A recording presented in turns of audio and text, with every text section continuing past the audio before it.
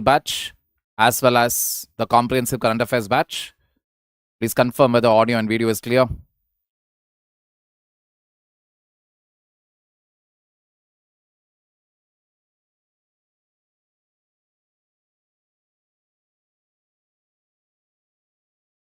Pavitran, hello.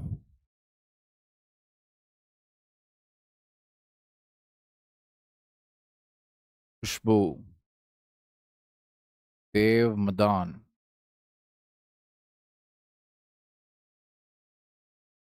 How to reach in Telegram for answer.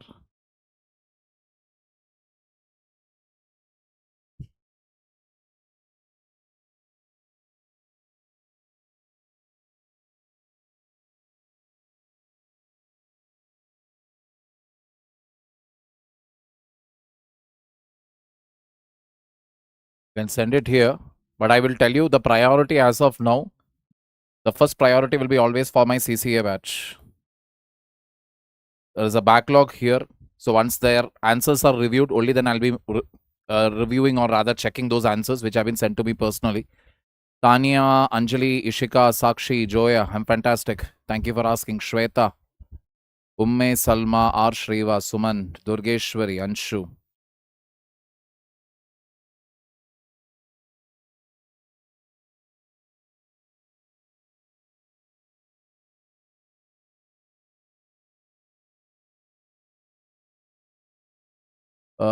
Kirtana, Sakshi, Shweta Sinha, Kashi Shajain, Vivek, Pavitra, Shiva. All right, people. So let us look at the topics that we are going to take up today. Carbon capture and utilization, CAFE norms. CAFE as in it is normal CAFE only, the sign is not there. CAFE norms. Super Tusker, Craig. And under economics, we have new series of national accounts. From international relations, we have AI summit. From science and technology, we have nucleic acid testing. And then through images, we will be dealing with the current affairs. That is through infographics. This is basically done to cover as many topics as possible and also to retain some facts and figures ready-made. So let us get into it right away. Carbon capture and utilization. So in this understanding carbon capture and utilization, so there are two things to this. So we know factories, vehicles, I mean anything that you burn, it will release carbon dioxide. Correct? Now if you're able to capture this carbon dioxide and store it underground, then you call it what? Carbon capture and storage.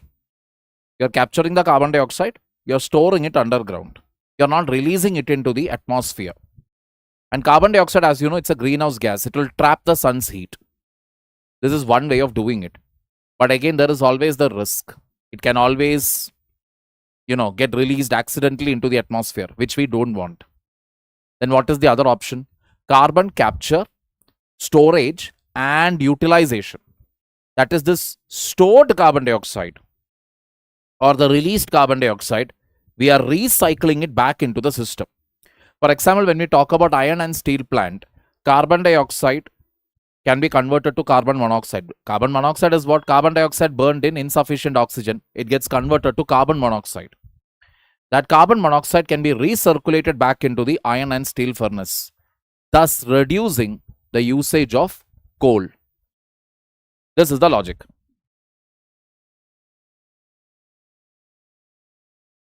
Clear? Devamdan, if you don't behave, I will ban you from the chat section. I'm not liking the tone with which you are addressing me. Alright. Whether I'm elder to you or not, younger to you, etc. This is not. Start speaking. Who the hell are you, man? These are the times where I wish this was an offline class. In CCA batch, do you check answers of GS and optional PYQ? Optional means only public administration I will be reviewing. That is my optional that I teach. So that is the nutshell involved here. That is the infographic given to you. You can read it once you get the PDF. This PDF I will be sharing it even in another channel here. That is not in my personal channel. There is a Telegram channel.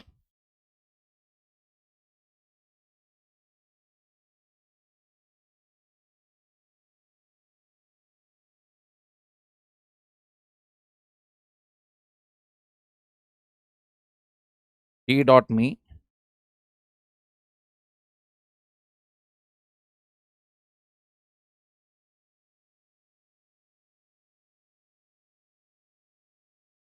UPSC wala.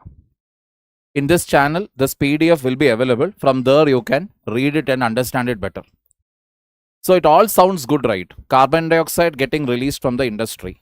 That carbon dioxide is captured and it is utilized for other purposes. That is, you can use it for cement manufacturing. You can use it for, you can use it so that dependence on coal, coke, etc. can be reduced. You can use it for gasification, like converting it into some other biofuel, or for other processes, industrial processes, you can use it. All these are the advantages. But what is the catch here? If it is something so good, then why are we not doing it? The simple reason being that it is damn expensive. The main point is high cost of capturing, purifying carbon dioxide to convert carbon dioxide into feedstocks. Feedstocks means to convert it into usable raw material for other industries. That is a very expensive process. It is not at all cheap. And for a country like India, which is still in a developing stage, which still has a lot of micro, small and medium sector enterprises, they are too young and they don't have that level of budget to invest in this. But if we invest in this from now, the advantage will be that we have set a target of what by 2050 will be a net zero, from 2050 to 2070, or by 2070 will become a net zero. By 2030 will become try to circular low carbon economy. Circular low carbon economy means whatever carbon dioxide we are generating, we will try to utilize it as much as possible. By from 2050 to 2070, we will try to reduce it as much as possible. Got the point?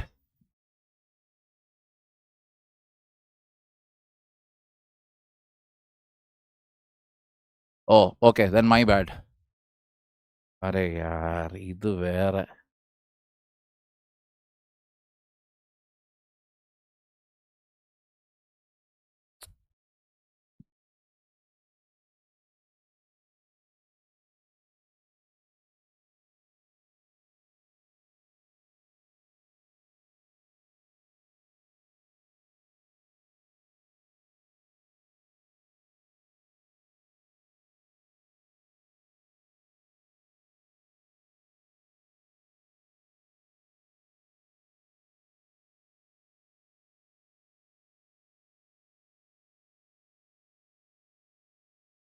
Yeah, coming back. Then I'm sorry, Dev Madan, because when I suddenly saw it, I almost got borderline irritated. That is the reason why I responded to you. I didn't know that. Sorry, my bad. My apologies. Okay, enough. I'm telling sorry to you, please. Because you never know what type of people will come here. Any which ways. Is there any method to reprocess the CO2? Reprocess as in? See, carbon dioxide, later you can reprocess it in the sense you can, in the presence of catalyst, etc., you can convert it into any other product. That is again chemistry. We need not go into that level detail and all. As of now, many companies like Ambuja Cements, ArcelorMittal, which produces steel, Belgium, this DCRBN. This DCRBN is nothing but decarbon. United Arab Emirates. All of these are making such investments so that carbon dioxide, whatever we are releasing or whatever is being released, can be reconverted. Clear? That is the idea here. Moving on. Screen is not clear. That is fine. As of now, please attend the class. PDF will be anyway sent to you. That time it will become more clear. People, can anybody cross check and confirm?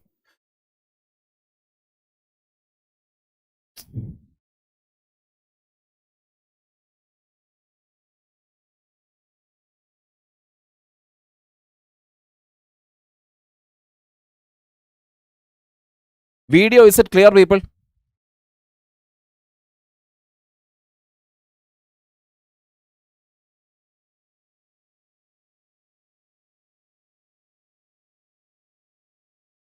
Fine, thank you.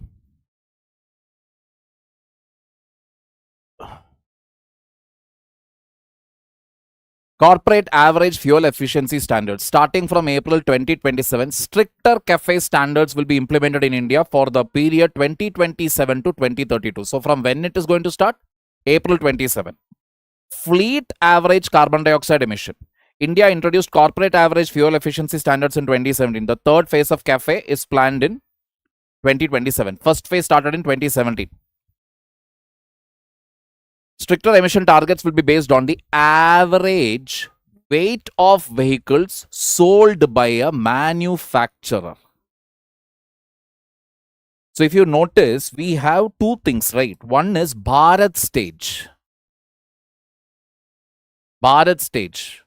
Currently we are at 6. Bharat stage 6. It simply means to reduce sulfur dioxide, SOx and NOx emissions in cars. We had started from BS 1, then we went to 2, then we went to 3, then 4. From 4, we straight away jumped to 6, skipping 5. This is the idea.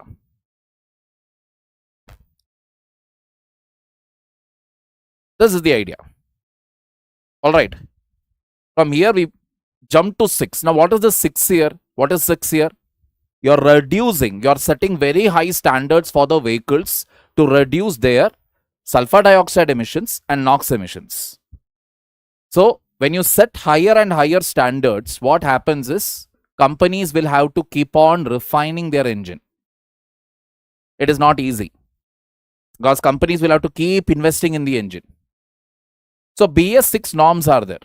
That is what is being followed right now currently in India. This we know. This is fine. Now, into that we are hearing this CAFE norms. What do you mean by CAFE norms? Average weight of vehicles sold by a manufacturer. So, if Toyota is selling its vehicles, okay, the emission standards will be set based on the average weight. That means for this much weight of vehicles, you can only make this much of emissions. That is the logic. This is the weight, only this much you can emit. The weight keeps on increasing means it does not that emission will keep on increasing. No, not like that. CAFE norms are being implemented means there is clear correlation is mentioned. Within this much weight only you should emit this much of kilo. So if your car is bulkier and all, bulky, heavy cars, etc. means then what will happen? Obviously, you will have to find ways now to reduce that carbon dioxide emissions. So what is the possible, or whatever emissions, not just carbon dioxide. So what is the only alternative now? How will I reduce the weight of my car? Or how will I improve for this much of weight, this much of emission when they say, what will I do there?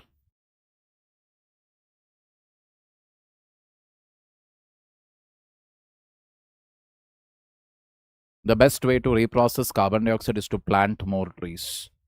True, but where is the space for it? Urban areas, how will you do it? Avnish Chaube.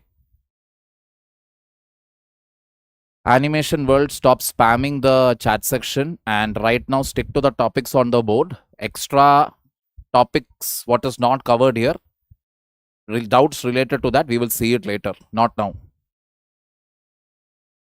Electric car, that is the answer. That means automatically government is pushing for what? Electric vehicle, so that the weight will reduce and it will be easier to actually maintain the CAFE norms. The next option is what? Hybrid vehicle, which is basically a mix of what? Engine and battery. Again, it will help in what? Maintaining the CAFE norms. So, from April 2027, the third phase apparently will start. CAFE norms were introduced in India in 2017. These are the prelims related point that one needs to know. Got the point here? By reducing pollution in India. See, Pinky, overall you cannot reduce the pollution. You can start from the vehicles. That is one thing. The next aspect is what? Construction sector. Number 3, definitely as much as possible planting trees, etc. That is also true. Where you can easily, where one may employ the Miyawaki method.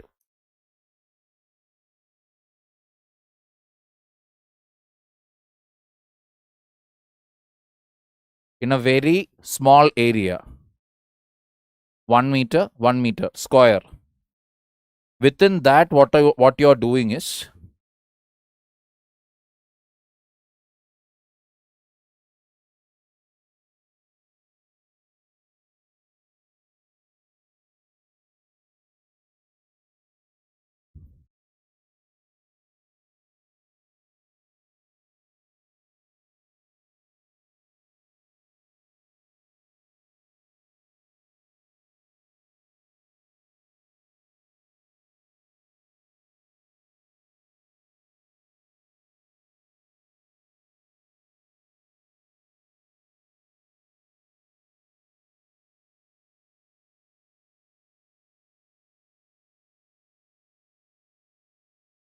as you can see in this diagram, within a 1 meter square area, you're planting as many trees, shrubs, herbs, whatever possible. Initial 6 months to 1 year, huge investment is involved. You will have to constantly keep watering it. You will have to constantly keep, putting for little bit of fertilizers. That is organic fertilizers, etc. You will have to put. But after that 1 year, it will become self-sustaining. How it will become self-sustaining? Any tree or plant, what it will do? It will shed the leaf. When the leaves start covering this area, that is the soil. Correct. Leaves will fall. Leaves will fall and cover the soil. Dry leaves.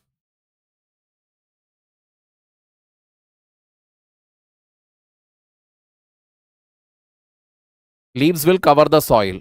What is that process called? Where you use leaves to cover the soil? Ongoing crisis, correct?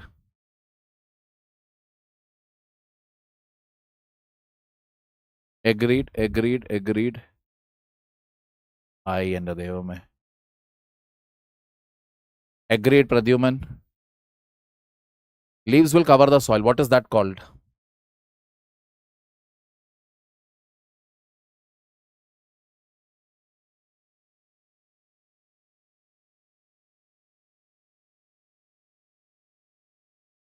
Mulching. Very good, Sunanda.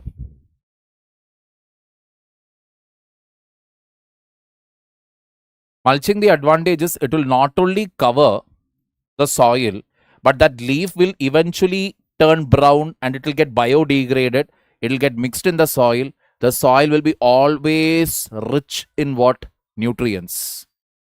And because the root system is very extensive, because different types of shrubs and trees you are planted here, water it falls, it will absorb and hold on to that soil also. So the water retention also will be more. It will keep generating what? Oxygen, utilizing the carbon dioxide. But the $1 million problem in our country is almost all the cities have been what? Become what?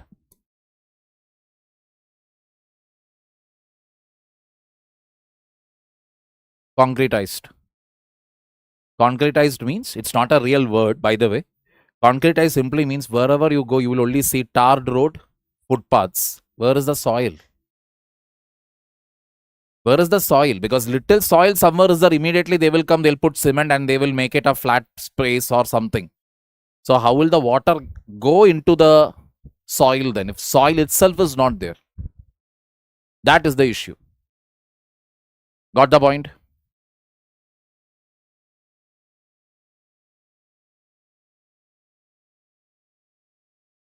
So obviously,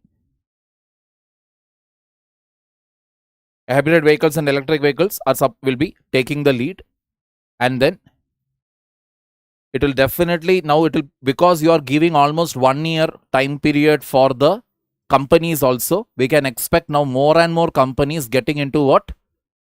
Electric or hybrid vehicle investments. In other words, if you are planning to buy a diesel car, better drop the idea. Clear? Please follow banking current affairs separately. This is to largely, this will help you only for your state service, etc. etc. Is this a Japanese technique? Yes, it is a Japanese technique. Craig Tusker. Now, Craig, when you hear this word, it seems like, okay, what is Craig? Craig is the name. Tusker, it's an elephant. It's a famous elephant again. Craig, the iconic super tusker, internationally recognized super tusker with exceptionally large tusks.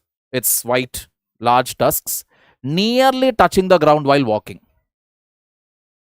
So this elephant's name is Craig, called a super, and it's a super tusker. Why a super tusker? Because its tusk almost hits the ground. An African elephant again. Acha, Umang Singh, it is, I'm new at PW and it is my first class. Umang, this PPT or PDF will be shared to you. So you need not worry about taking down the notes, etc. What you need to do is, once this comes to you, you'll need to go through the content in it and start writing answers based on the topics what you see. So how will you write answers? You'll visit the PYQ. And through the PYQs, you will find topics which have come repeatedly. That is, in this current affair class, whatever topics you see today, you will cross-check it with the PYQs to see whether the same topics have come earlier or not. Then you will write answer for it based on the latest data, whatever is displayed here. That is the only thing to do. Don't take down notes from current affairs. That is of no use. Because any which way you are going to get the PDF. Rather, practice answer writing. Anything like one word things are there. Craig, super tusker. What is the significance? That you may note it down. One word, one liners. But don't write essay after essay from current affairs. Got the point? So, internationally recognized super tusker. Yeah. Extremely rare. Decline genetic lineage of elephants, targeting large tusked elephants as a global symbol of conservation and tourism. Now, this is a new this is a new method that is being used, not technology. New method, that is, now I want to preserve or conserve elephants. So I will find one elephant among their species, which is like very famous for its maybe giant size or whatever, or in this particular case, very long tusks. I will give it a name and I will give it international recognition. What is the advantage there? For the uniqueness that this animal is having, now tourists will start coming in. There will be people who are ready to even donate. They'll be like, 1 day's food from my end for our tusker. Like that, they'll be ready to donate also. So when you repeatedly have conservationists as well as global tourists visiting the reserve, what happens is poaching will reduce drastically. Got the logic here? Poaching will reduce because now, because of this attention that is there on this one elephant, attention goes to the whole reserve. Got the logic? So safari tourism, photography, it will generate local employment, all of that. Naming individual wildlife animals creates identifiable narratives that increases global public attention. David Greybeard. David Greybeard. Now the name sounds like, wow, what a nice name, but it is the name of a chimpanzee. First chimpanzee that was observed using tools. Tools in the sense it used tools for problem solving. Clearly indicating that even animals, that is, they have that intelligence to solve problems, whatever is thrown to them.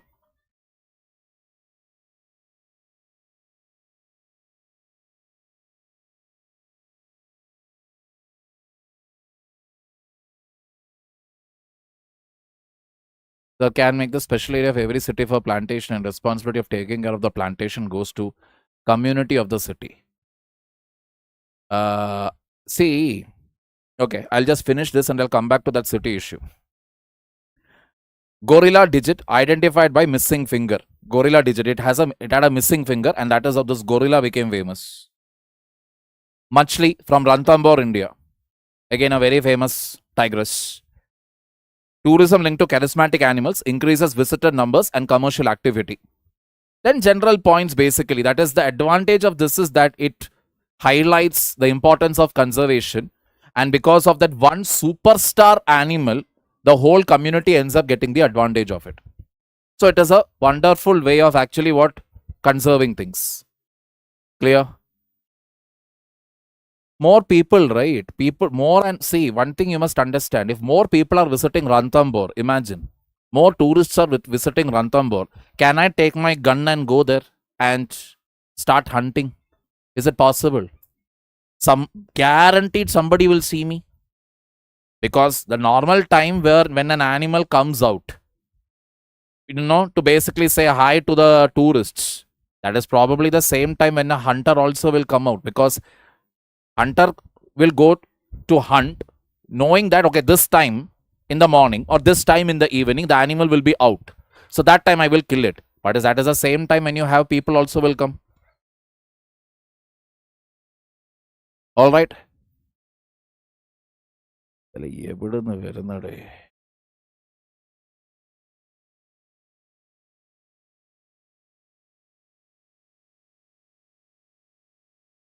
All right. Now coming to the question that Pradyuman asked. See, first of all, Pradyuman, one thing is there. First of all, cities don't have that space anymore. Cities are already overpopulated. And where you said it should be given to the community. That is, community means city communities, to conserve the trees or plants or whatever. Most of the people who come to cities, they only come largely for what reason? Job.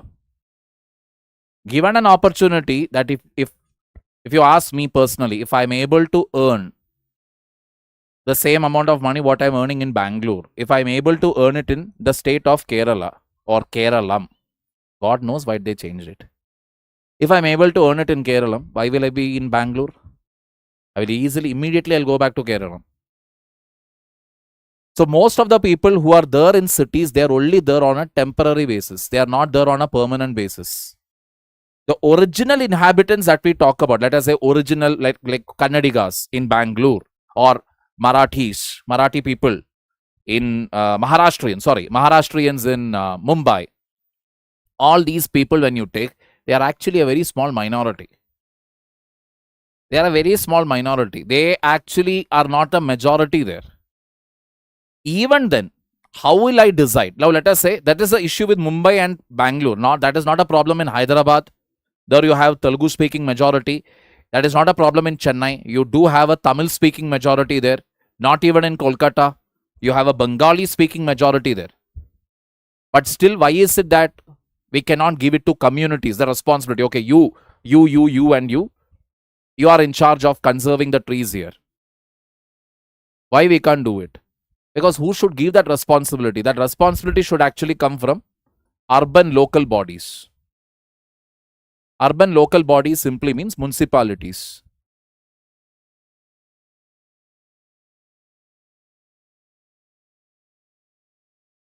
And the funny thing about municipalities in our country is that elections to these municipalities,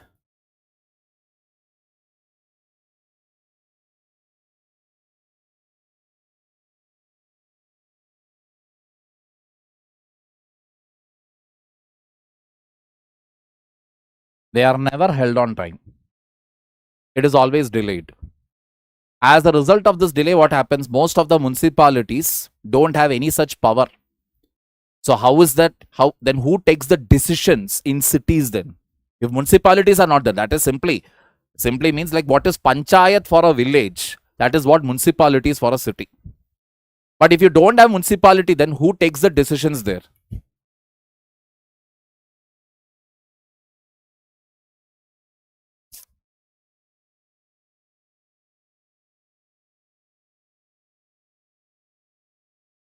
IAS officers. They are the ones who take it. Clear?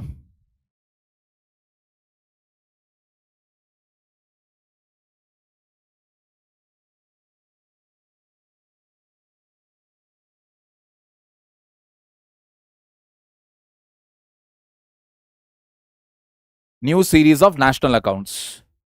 Now coming to new series of national accounts, this is basically now finally the base year has been changed. What do you mean by the base year? Base year means a reference year. That is,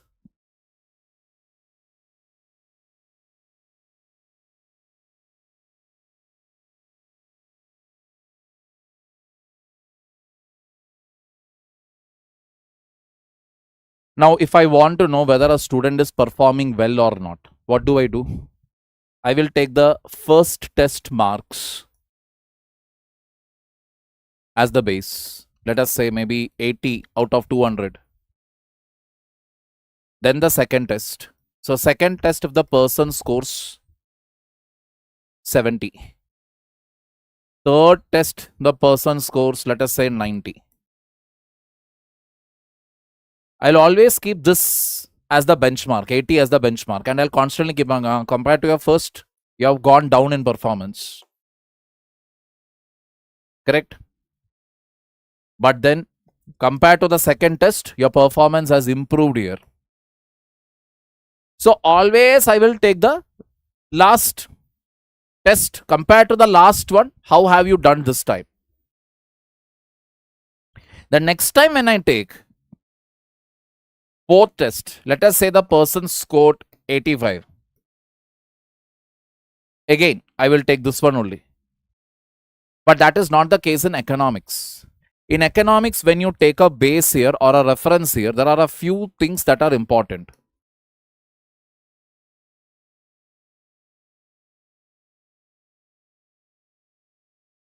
That particular year should be low on inflation. That year should have been low on inflation. Too many variations in prices shouldn't have been there. Low inflation, or rather more than low inflation, let me put it in a different way.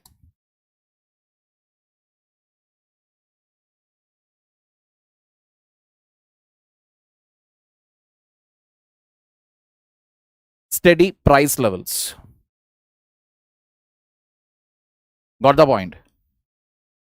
So steady price levels it should be. There should be too many high ups, too many lows. It should be decent. That is the logic here. Why? I will tell you. Because if the prices are too high,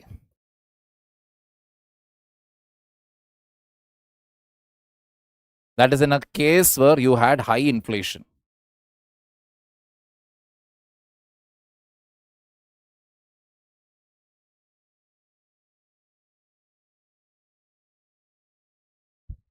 Let us say there are 100 mangoes produced in an economy. In an economy, only mangoes are produced and only 100 mangoes are there. That economy can produce. Price of one mango, normally it is 100. Big mango, big mangoes. Normally it is 100. But that particular year, mango price became 200. So what is GDP? Gross value of all the goods and services produced in an economy. Total number of the goods into the price will give you the final value. So if the price is too high, what happens is it will show a high production of a high GDP of what? Rupees 20,000. A high GDP it will show. It will inflate your GDP as if, oh wow, what a growth, man, what a fantastic growth. Production has not increased. Only the price has increased. So it is important that I choose a year where the price levels are stable. What will happen if the price drops? That is, instead of 200, it becomes 50.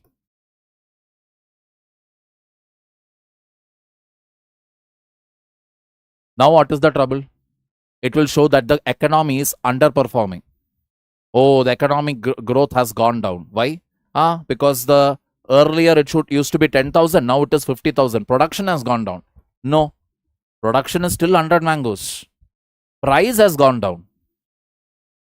So it is very, very important. So if you don't choose a proper year, either it will overestimate your GDP or it will bring it down. Getting the point here? In which year inflation was ideal? There is nothing called as an ideal inflation, first of all. It is just that overall you have to look at all the sectors of the economy and basically see that fluctuations in prices throughout the year more or less remained stable. There were not many fluctuations. That is the logic. All right. People, current affair classes, stick to the topics under discussion. Non-current affair related queries, etc. after I finish the discussion. That time we can take. All right. So now the next thing comes is which year to choose. So from 2011-12, the base year has moved on to what? Base year has moved on to 2022 to 23. It has moved to this year. Now only we are revising it.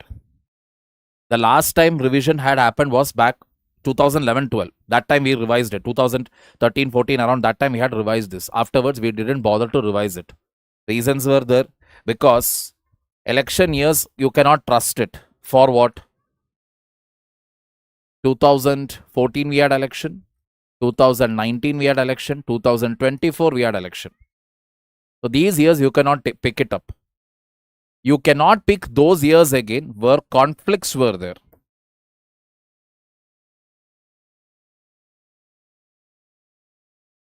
Those years also you cannot pick it up because it would have easily impacted the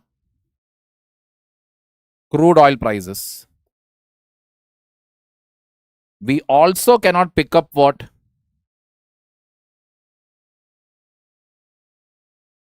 COVID years.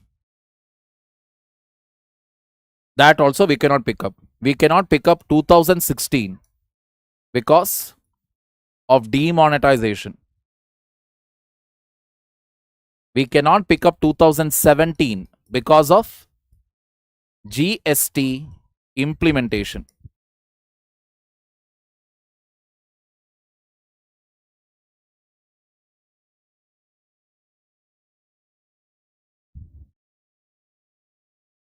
Got the point here? Correct?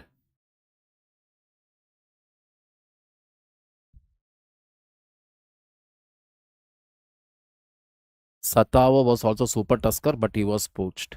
See, it can happen. I'm not denying it will never happen. Where there is a will, there is a way. Corruption, wherever it is there, it will happen. Because the other point about this is, if it is a very rare, very important publicity is there associated with a particular animal means, poachers will go to any extent to kill it. Because the moment you tell that these tusks belong to this particular animal or this particular elephant, the international prices will go up like anything. That is the point. So you need to pick up years where prices are more or less stable, market was more or less stable. And again, why have we picked up? What is the other reason for picking up 20-23? Now 20-23, when you pick up the other advantages, we are in 2020. 526 now. The other advantage is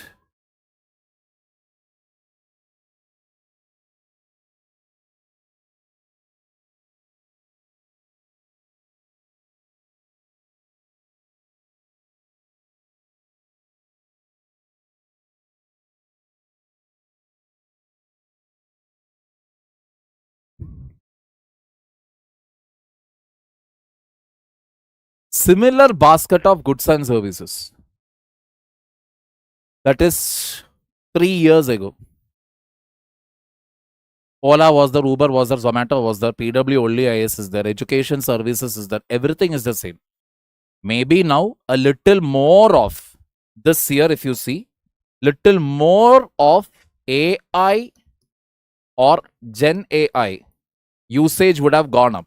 That is there comparatively when you see. But other than that, the goods and services, if you see, it is more or less the same. So I can easily compare it and then find out whether in 25-26 growth is going up or whether growth is going down, what is really happening with the prices, all that I can do.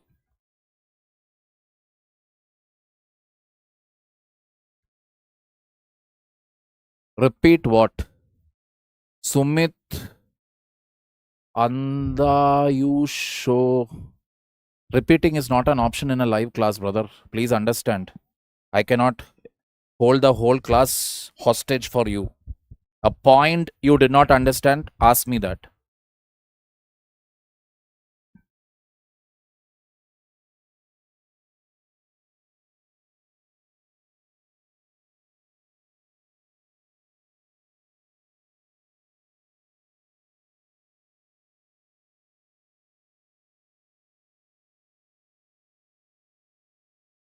GDP. It is the gross value of all goods and services produced in a country in a year.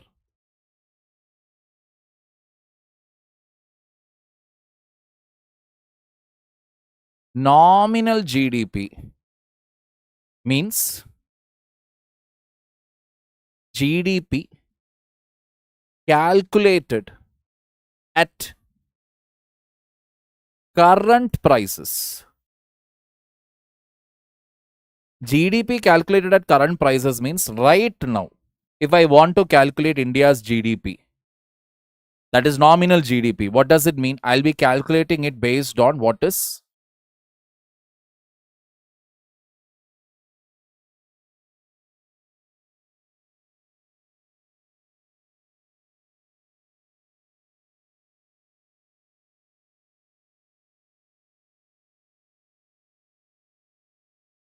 the price now.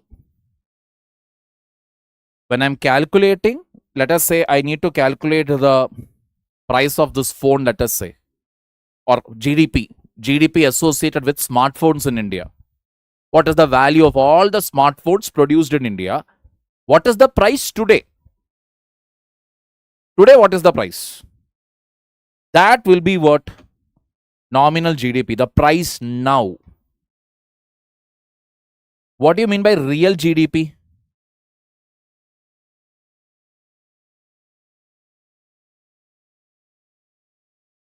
Real GDP means GDP calculate is nothing but nominal GDP adjusted for inflation. Nominal is what? I am simply taking the current price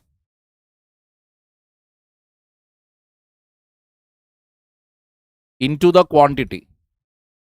That will give me nominal GDP. What is the current price? That into GDP. Got it? Now, this current price, I don't know whether it is high price, whether it is low price, what is it? That I'll have to find it out, right? Whether the price has increased either because of demand or because of a high cost, the cost of production is high, or if the demand has gone up, price will increase. Both are inflation again. Now I need to calculate it. How will I do that? By finding out how much has the inflation increased this year. This year, that is in 25-26, how much has the inflation increased? Compared to which year?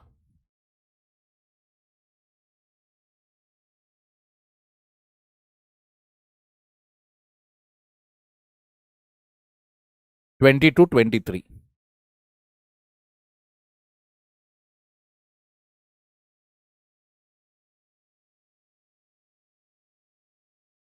Compared to 22-23, how much has the price of a smartphone gone up?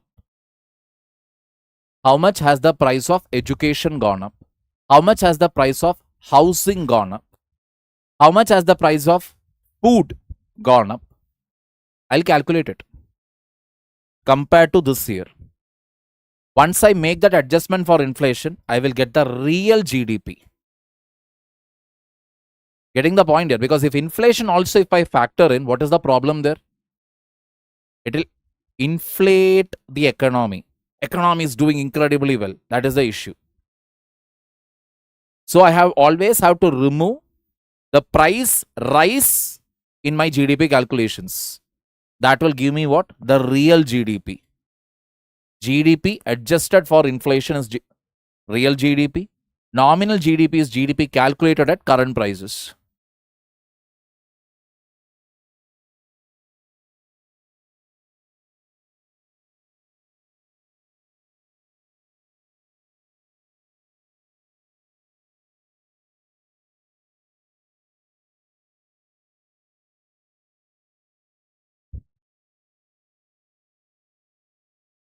In the example of mangoes, 20,000, is it nominal GDP? Yeah, this is nominal.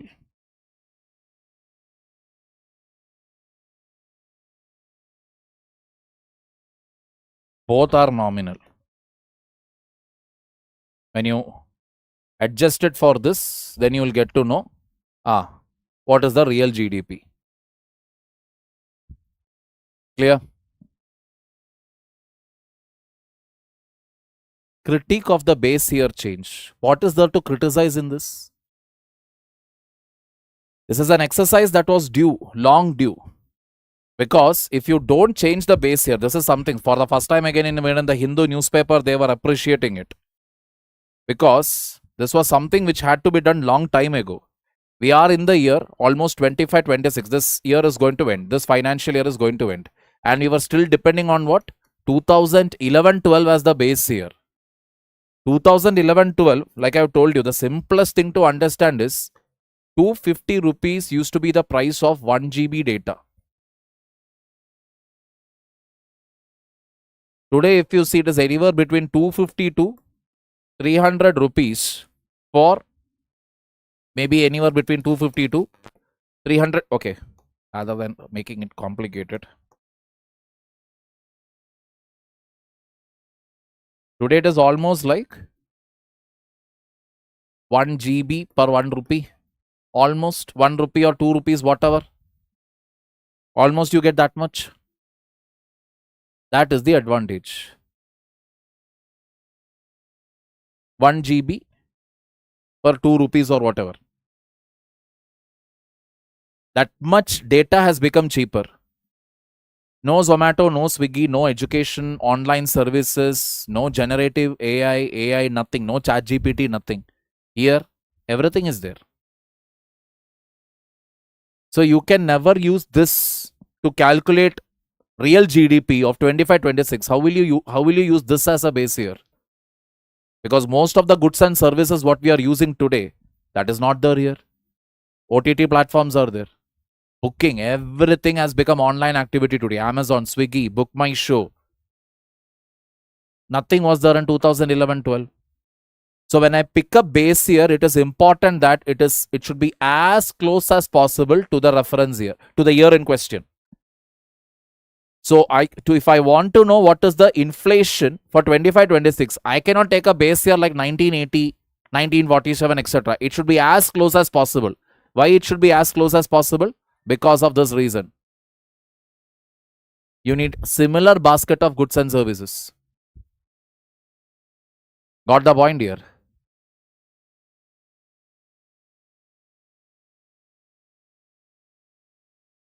Moving on. Basic definitions, gross value added, etc., has been given. You can read it out. Now some important changes that they have brought in. One is the double deflator method.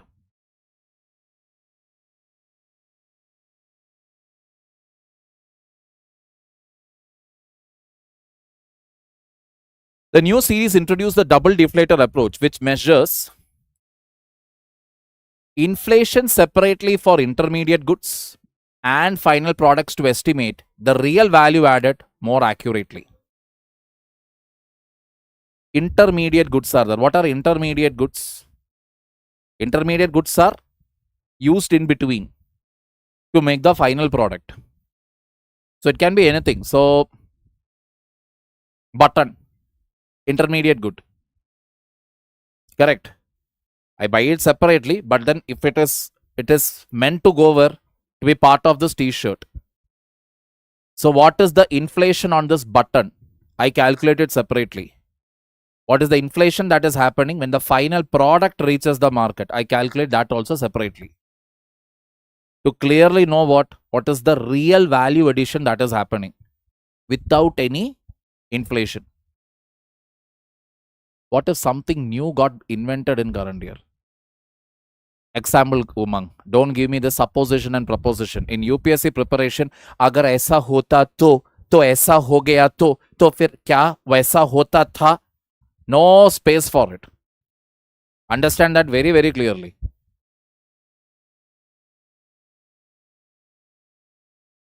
Then obviously, if it was not there, if new goods and services gets introduced, which were not there as part of your base year, what will happen?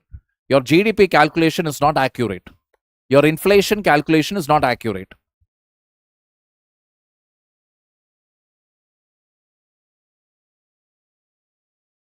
Anubhav Thakur, please, for the love of God, stop spamming the chat section. Please stop. Double counting is different. It is not about double counting. Say, for example, button is being made. This wherever this shirt is being, t-shirt is being manufactured. Button is being manufactured by the t-shirt maker himself. So what happens? Price of the button will become very, very less. But if button is traveling and coming from some faraway place, 10 kilometers away, then I will have to pay for it. On top of it, I will also, the traveling cost also will get added up onto the final cost of the button. So button will become costly. Got the logic here? That is the reason why both is being calculated separately. Deflator meaning in Hindi. This is our English channel, Pinky Mondal. Deflation means you are removing price rise components. Having new base here, there is no demerit.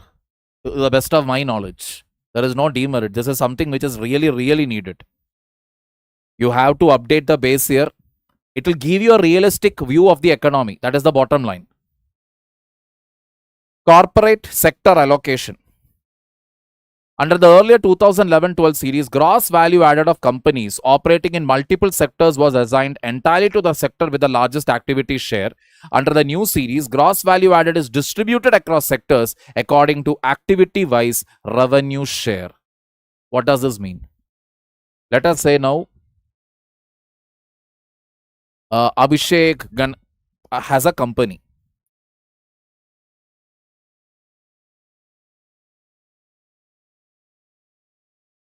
Okay, Abhishek ji has a company. His company is into manufacturing. It is also into services. But if you really look at it, main activity of the company is manufacturing. Based on the product that he is coming out with, maybe 40% is into services. This is the nutshell. According to the old series, 2011-12, Abhishek's company's value addition will be entirely calculated only under what heading? Manufacturing. Why? Because that is the main business. Services will not be calculated. Under services, how much is he contributing? That won't be calculated at all. So that is actually a problem. That is actually a wrong way of calculating things. Because if you actually look at it, it is 60% and 40%. Under the new series,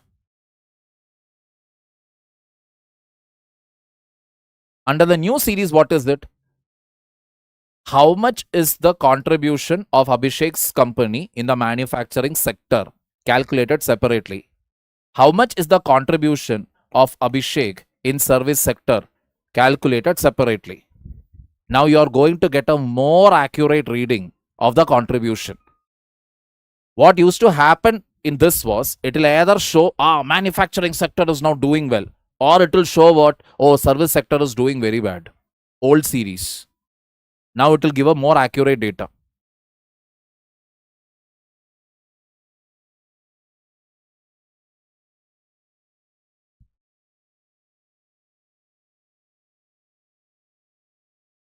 Oof. Now coming to government housing services. Output estimation for general government sector now includes housing services provided by government to their employees. When that is also going to be calculated.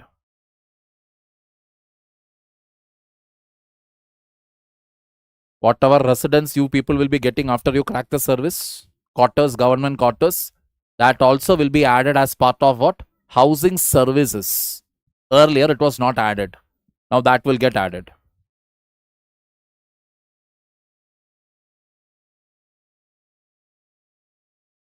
Household sector measurement. Annual. Okay. That is fine. Crude.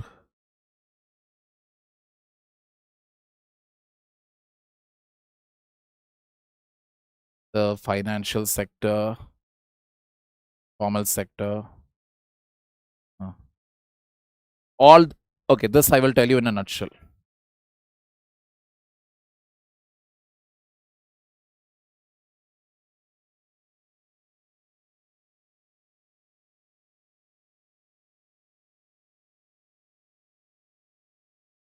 As the name suggests, gross value addition means what value addition have you brought? What additional value has been contributed to the economy? What is the final product? That is, input is there. Then output. Output minus input is your value addition. What is that value you have added? Have you improved in terms of technology? Have you increased your domestic manufacture? Have you increased your production? Have you made your technology more better? That is what gross value addition means. Now, one thing about this whole new GDP calculation is that it is no more going to assume anything. It is going to take data from municipalities, panchayats, informal sector, PLFS, almost every data, whatever is there available, it is going to collate all the data from there. So as to make the data as accurate as possible. Earlier, that never used to be the case. Earlier, you used to imagine, say for example, extrapolation, it was. Extrapolation simply means, so maybe a tailor is earning 150 rupees, maybe 10 years ago. Okay, and in 10 years, let us say there is a 10% inflation is there. So now I will estimate what, now 10% means 150, 10%. So 150 plus 15. Now the tailor may be earning 165 rupees. After what? 10 years. This is an assumption made by me. I have not gone to the ground level and actually asked them. Now I will actually go to the ground level and conduct my survey to find out how much a tailor is actually earning. And I find out that they are earning around 185 rupees. So I'm not going to make any assumptions or presumptions. I will take ground level data. In other words, data collection is going to become more accurate, which will help us to plan the economy better. And you must understand this now in this larger context scheme of things. This new data series,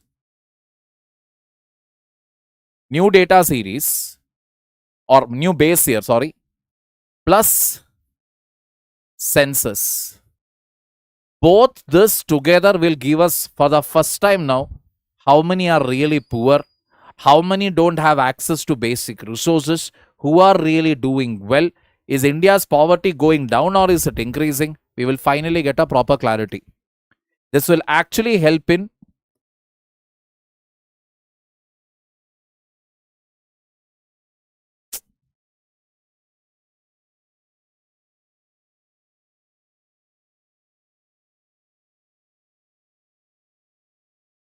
streamlining welfare schemes. It will actually boost increase the service sector again. See, what was initially, I never used to count housing given to government employees under the service sector. Correct. Now I am going to count it. So what will happen? It will again go on to show what service sector this much of contribution is there. It will also start to show that government's contribution towards service sector, that will also show as what? Higher. Because what was not counted earlier, now you are counting. So value is bound to go up. Yes, yes. Yeah, sorry, 22, 23. Oof.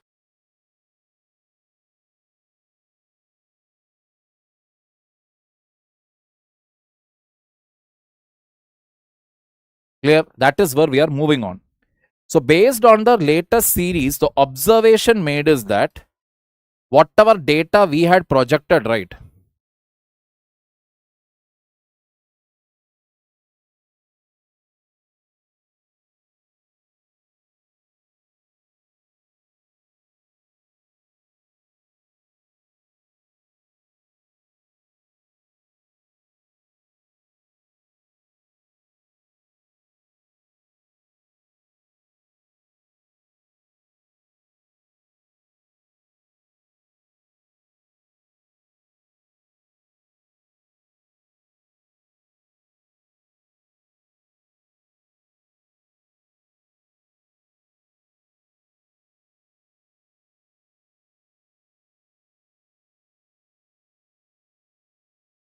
Nominal GDP estimates for both 23-24 and 24-25 have been revised downward by 3.8 percentage. That is when they calculated now based on whatever latest data series is there. When they calculated, they found out that nominal GDP has actually gone down. That is, nominal GDP means what? GDP calculated at current prices, that has gone down. Now the question for you all is,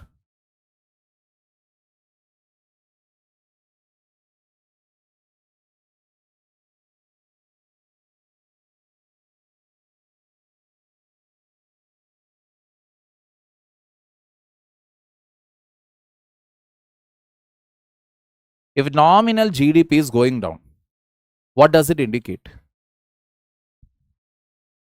Nominal GDP, I told you, what is that? Quantity of the goods multiplied by its current prices. Correct.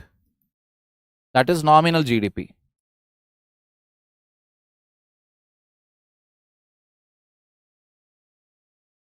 My question is, if that is decreasing,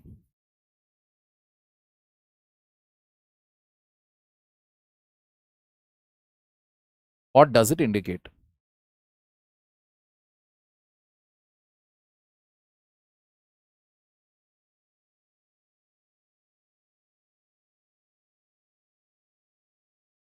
Deflation, low inflation.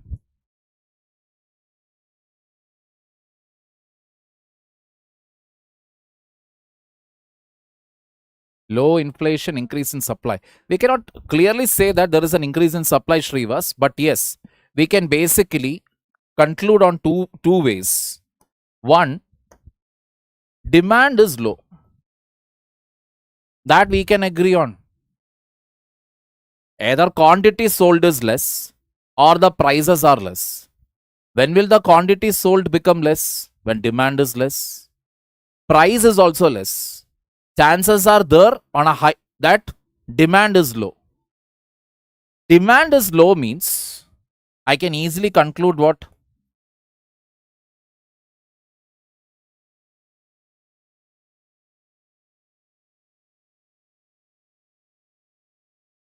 Economic activity is low.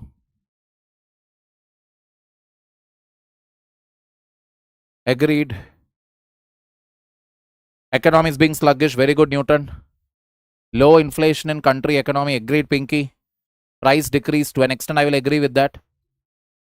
Lower production or output.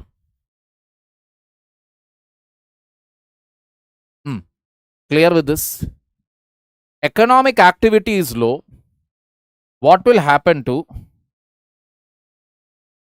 governments, taxes, or rather,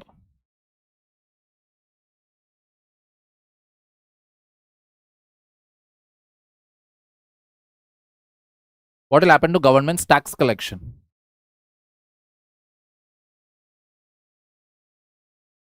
Supply party will leave.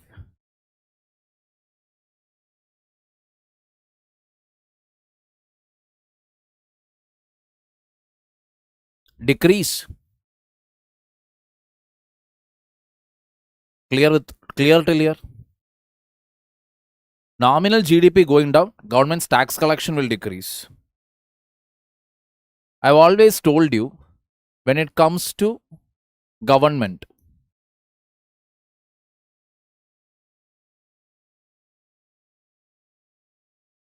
expenditure, government has capital expenditure.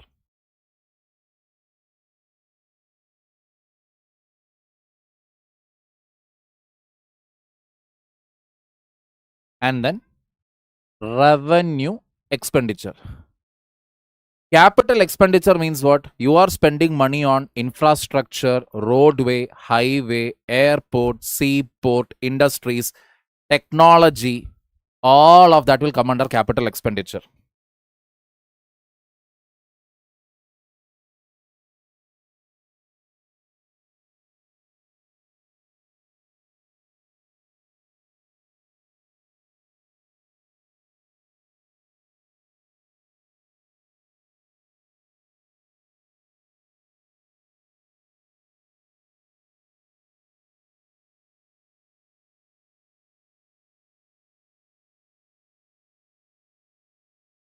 Regional rapid transport system, highways, all that will come over there. Got the point? But when it comes to revenue expenditure, there are four simple magic words.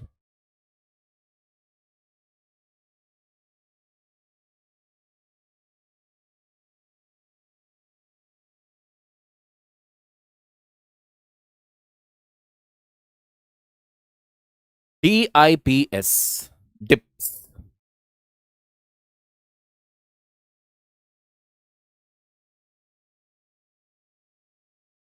What is D? Defense.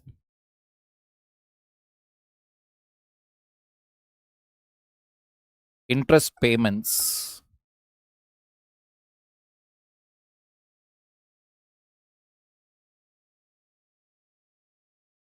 Public administration. Subsidies. Now, I am having less money because nominal GDP is low, tax collection is low. Will any government spend money on capital expenditure then? Chances are very less. And these expenditures, if you see, these are like you have to definitely spend on it. We cannot reduce on defense expenditure because of the Kujli neighbors, whatever we are having. Bangladesh on one side, Pakistan on other side. Interest payment. Whatever loans we have borrowed, we will have to pay it back. We cannot say, oh, you, this month you please adjust. No. Central government cannot say that. This interest payment, if you really see, it's like committed expenditure. You have to pay it come what may. Public administration is what? Salary, pension, electricity bill, telephone bill, internet bill, etc. Almost all the expenditures of the government. S is for subsidies. Subsidies given to the farmers, subsidies given under National Food Security Mission, Ayushman Bharat Mission, Swachh Bharat, LPG cylinders, all those subsidies will come under it. Point here is, government may be ready to sacrifice. Government will not sacrifice this. Because this, if you sacrifice, then that's it. Pakistan will have a field day. China also will come and join. Interest payment, I cannot do. Please, that also you cannot do. You will have to make the payment. Subsidies, you touch this, don't worry, you are going to lose the next election. What is the major casualty here? Administration suffers. So I have a student in Sahastra Seema Bal, SSP. I have a student there. I am mentoring him with regard to his essays and stuff. I'm like telling him how to write and everything. When I was interacting with him, I asked very, very happily, because we are doing current affairs, and then when we do current affairs, especially internal security, we all would have heard, right? AK 203 rifles. AK 203 rifles. Wait, what is AK 203? AK 203 is the latest version of your Russian made AK 47. Manufactured in India today. Latest version. Light, easy to load, good for short range combat, like it within the room, and even for a war zone. Perfect weapon. Alright. Perfect weapon it is. Now, in the newspaper, it was that this is going to be given as a standard issue to all the security forces in our country. Newspaper, that is the current affair. It is going to be given a standard issue. So what goes into my mind? This will be given to all the paramilitary forces in our country. Military and paramilitary. So I asked my student, how is it? What? Oh, when he uploaded a weapon, INSAS or something, INSAS rifle he uploaded. So I was asking him, but don't you people have AK 203? He said, no. I was like, what? Why? But in the current affair, he sent a laughing smiley and he said, only those paramilitary forces which are always in news, which are handling very important activities like Naxalism, terrorism, etc., they are going to get this. Not all of them. I mean, think about it. You are probably sitting, let us say, India-Bhutan border. What issue can be there? Or India-Nepal border. What issue can be there? The standard weapon issue is enough. You did not actually get AK 203 there. AK 203 may be more useful in the jungles of Chhattisgarh and Jharkhand. Let us take it up over there. This is the reality in our country. We literally have an organization for everything. Everything you name it, we have an organization. But what is the issue? Funding is not there. Vehicle is there. Tire is not there. Vehicle is there. Tire is there. Engine is not there. Vehicle, engine, tire is there. Diesel is not there. Vehicle, engine, tire, diesel, everything is there. Driver is not there. Why? Not appointed. That vacancy is remaining since the last 10 years. I'm telling you, once you join government service, you will understand. It is a comedy in itself. We can literally make 10 to 20 web series from the comedy that happens inside government departments. Got the point here?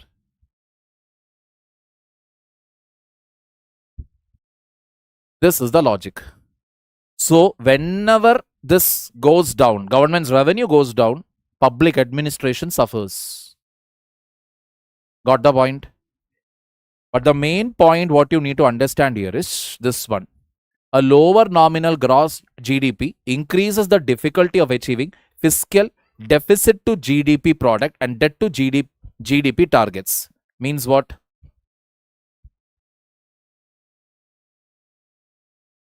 Fiscal deficit divided by the GDP. A certain percentage, let us say 3% we want to achieve. Achieving this becomes difficult.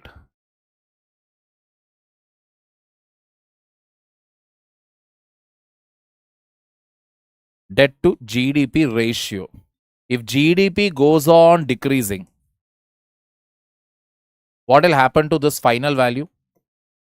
GDP goes on decreasing, what will happen to the final value? Will it increase or decrease?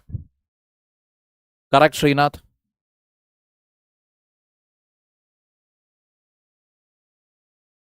Last 2-3 Saturdays. Who said that? Last Saturday I was there, right? 7th.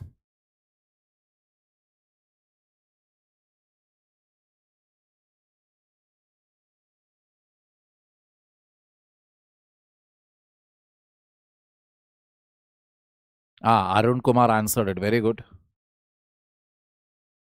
Increases.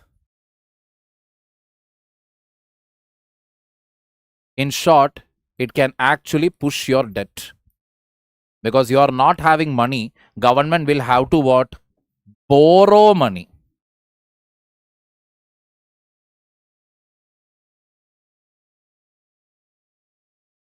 When you borrow money,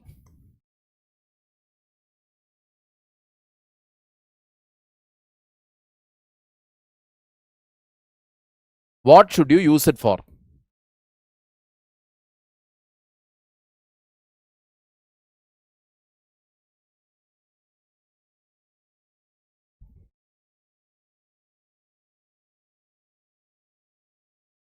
Borrowed money, what should you use it for?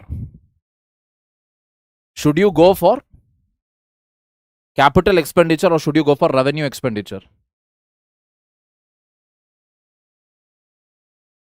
Very good, Arun.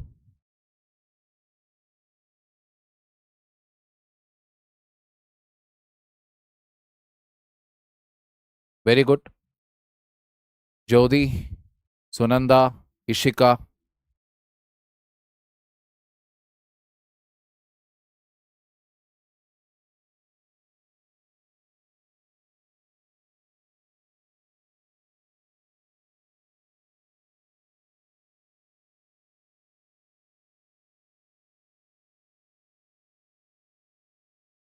Revenue.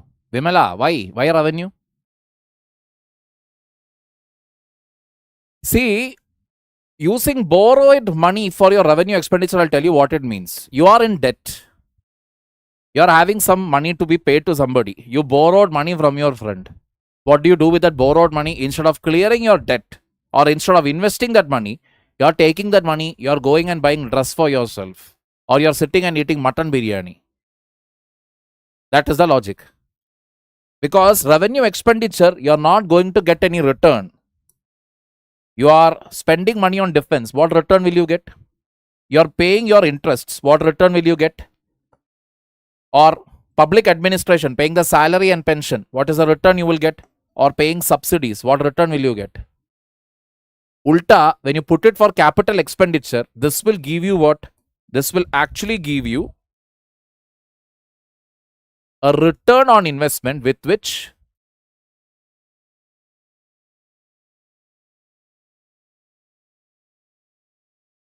you can clear your debt.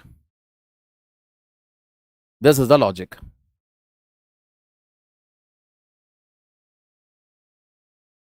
Agriculture is in which sector? Agriculture itself is a sector.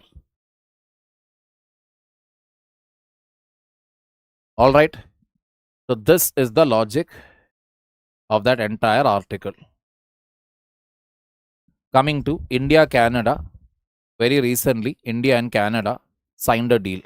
Thankfully, when Trudeau was there, Justin Trudeau was there, the relationship between India and Canada was not doing great. Now, India and Canada has signed an important economic and energy partnership, 1.9 billion uranium supply agreement in 10 years. One thing, you see, you hate BJP, you love BJP, I don't care. One thing you will have to hand it to the government. How many months has it been since Shanti Act got passed?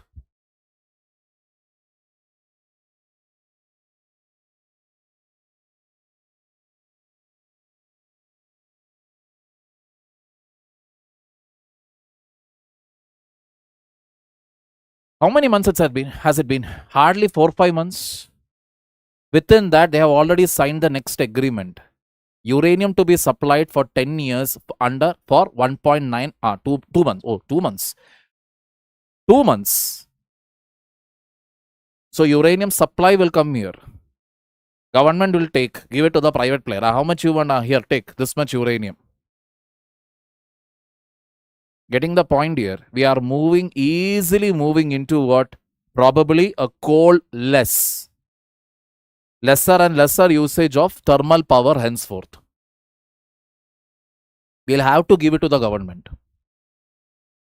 Then the other things and all, comprehensive economic partnership agreement will conclude within the same year. That means this news we will wait.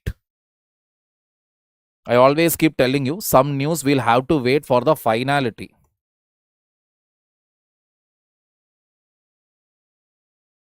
be concluded within the year. Double bilateral trade by 2030. Renewable energy, LPG, uranium supply, critical and emerging technologies, renewable energy, International Solar Alliance, Global Biofuel Alliance, MOUs in education and culture. MOUs in education and culture simply means Canadian universities will probably come and start their universities inside India. All right. Security cooperation in counter terrorism, counter extremism, organized crime. What is that?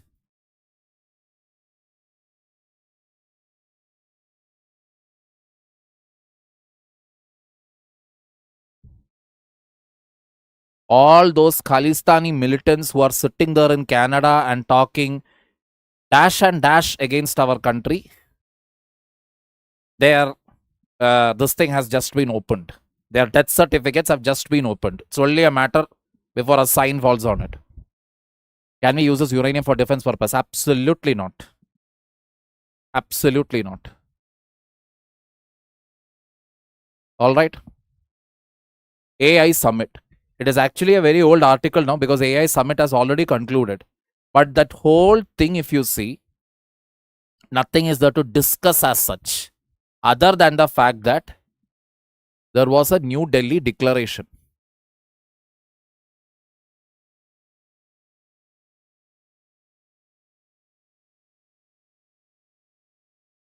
Towards the end of the summit. After the summit ended, there was a New Delhi declaration which talked about what should be AI, how AI should be spread or rather given out. So AI, most of the countries agreed one thing, AI should be made as accessible as possible. Democratic access.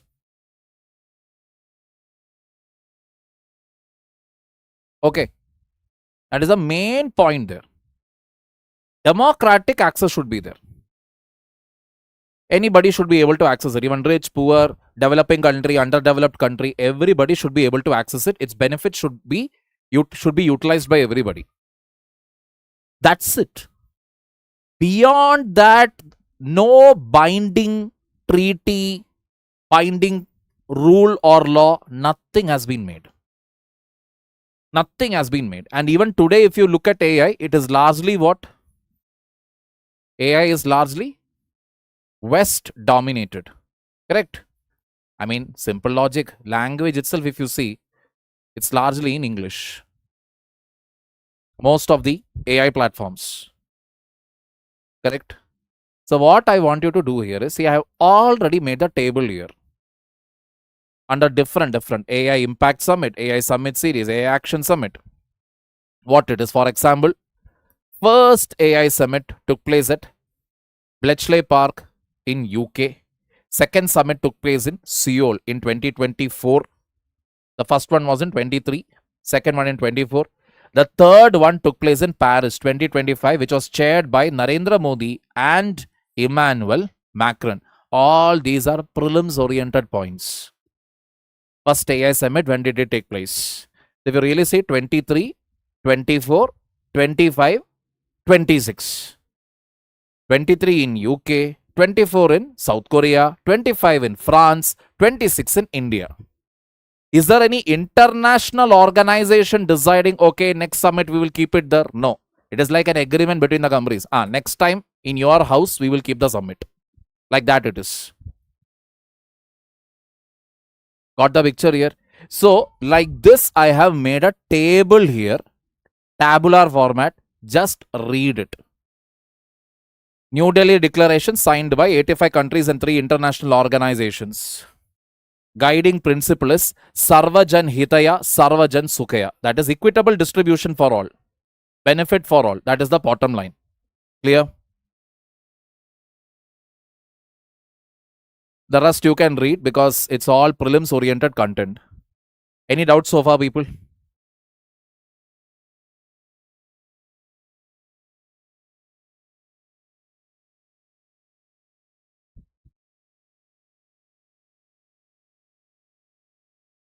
GDP and oil and buffer stock should be explained. Oil, we have enough oil for 25 days.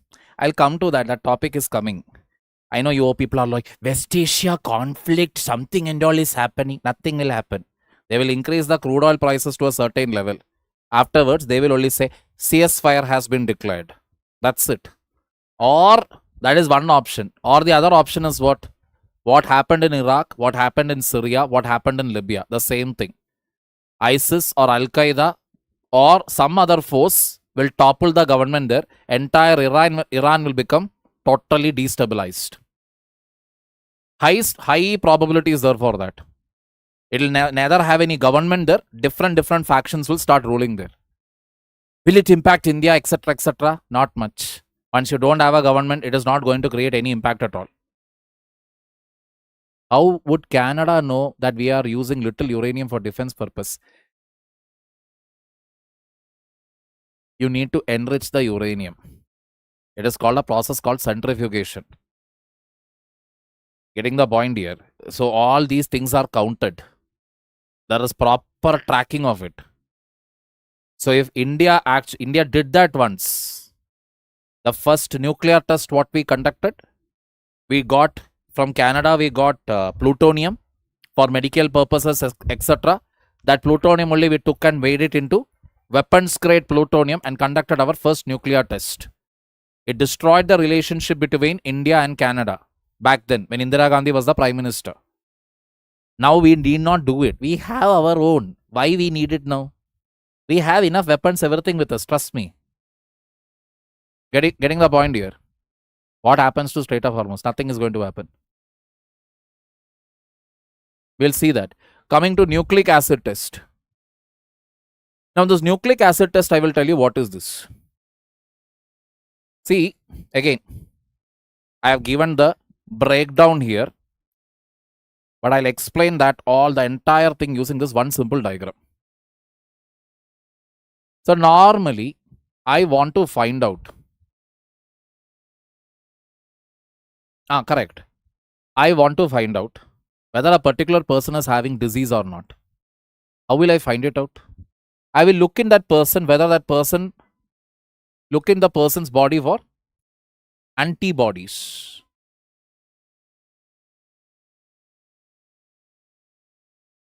Correct. When will body produce antibody? When a foreign germ comes, virus or bacteria comes, body will start generating antibody to kill it. Correct? So if the antibody presence is there, I know that you are having that disease. I know. It's a foolproof test. But there is a problem now.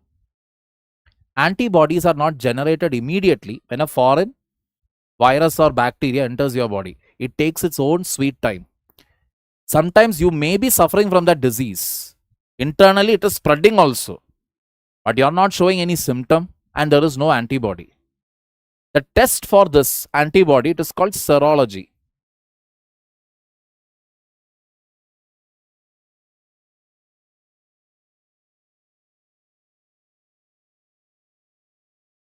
It's cheap. Anybody can do it. It is that easy. It does not involve any special experts or anything. Nothing is needed. Anybody can do this. And within minutes, you will get to know whether the person is having this or not. But the biggest problem is what? Silent killers are there, right? It will be inside, but it will not show any symptom. Serology will not be able to find it out. Nucleic acid test means, let us say I took your saliva. I amplified it. How do I amplify? So I can take your saliva, put it in a petri dish. Petri dish simply means, let's it's a small, in a small, let us say, plate. I allow that to multiply. That sample, whatever I took from you, right? I will multiply it. I'll have more and more. What am I looking for there? I am looking for DNA or RNA of the virus or bacteria. Why am I multiplying it? Because if it is multiplied, it is easier to detect. That is, if this is your cell, one bacteria is there like this. Single cell, if I go on to examine, maybe I won't be able to detect this bacteria. But there are multiple cells.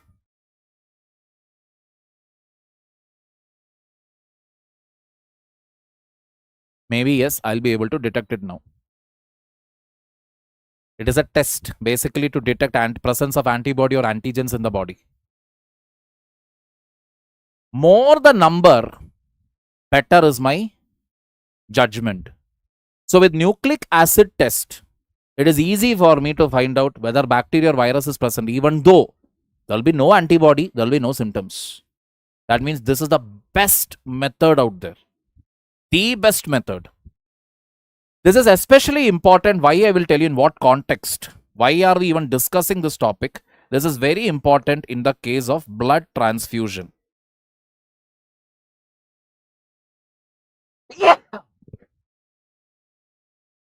So we know there are many people who will donate their blood to the blood bank, and from the blood bank you will get the blood whenever you are in need of it, etc. What guarantee is there that this blood is really fine? It does not carry any virus or bacteria. Best thing to do is what? Go for this nucleic acid test.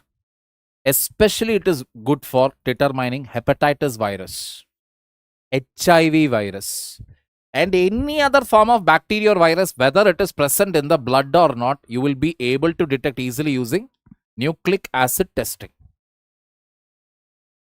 So Supreme Court is considering a petition like that all the blood banks in the country should conduct compulsorily nucleic acid testing. A petition has been filed. Under what article again? Article 21. Right to life. If I am taking blood from some blood bank, I have to know that, right, that this blood is not having any virus or bacteria in it. Probably I went with an accident case. Now that person's blood had some other virus or bacteria. Freely I will get some new virus or bacteria. Why do I need that? So Supreme Court has accepted that petition, and we can expect some verdict in another couple of months. Clear? How to defects in immune system? As in?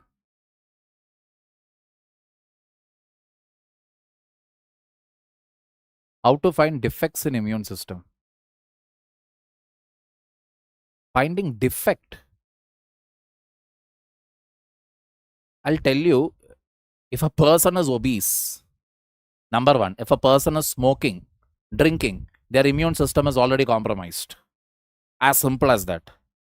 You're overweight, you're having diabetes, you're having hypertension, your immune system is compromised. As simple as that. Yes, Amitya, I agree. Correct definition it is serology means study of body fluids. Any fluid it can be from the, that is blood, the plasma present inside the blood, your saliva, urine, from all this, what you're able to detect. That is the point. I just wanted to keep it simple. That's the reason. Because later then they will say, sir, what is present in plasma? From immunity, from where will we get? It'll go. It'll become an entire biology discussion. So this is the best test out there. Then why are they not doing it? Because it is very expensive. You need special equipments for it. It is very expensive. Investment is also very, very high. Blood banks, if you generally notice, it is largely done, mostly run like an NGO, correct? They don't have that level of budget, and you'll have to hire experts for it, which is not at all easy. You need to have labs for it.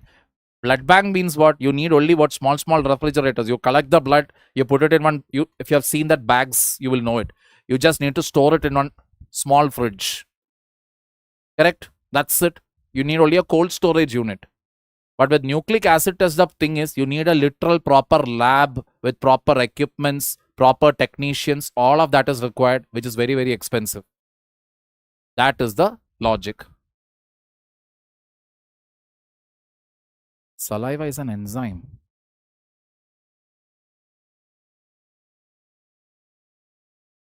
Fluid it is. Saliva to saliva, also diseases can spread. Are you aware of that? You kiss somebody full on, mouth to mouth, disease can spread. It's a fluid. Spit. That is why they say sexual diseases largely, be very careful whom you are, where you are going and putting your mouth.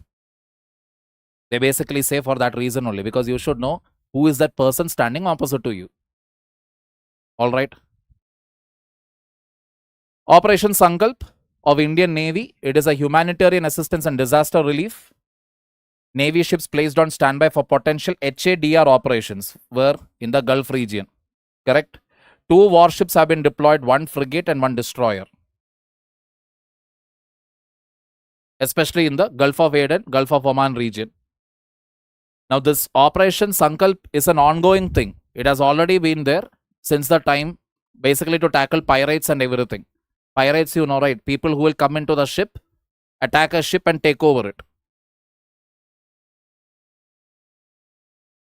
Why do government does not take care about MOFHW?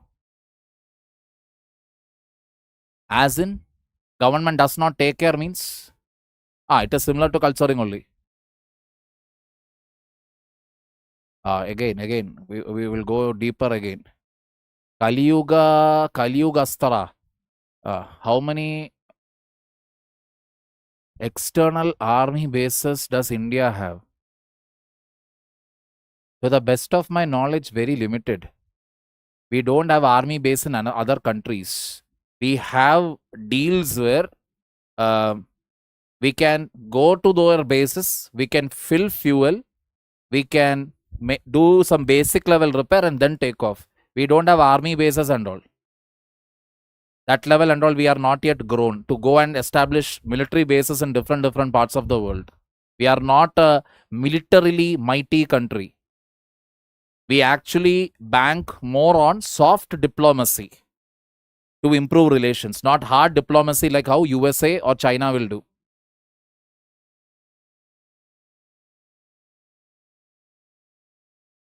Now, through images, let us look at other major current affairs. Number 1, crude oil. So, all those people who have been constantly asking, sir, what is West Asia, West Asia? Let me tell you, this entire thing has been a farce.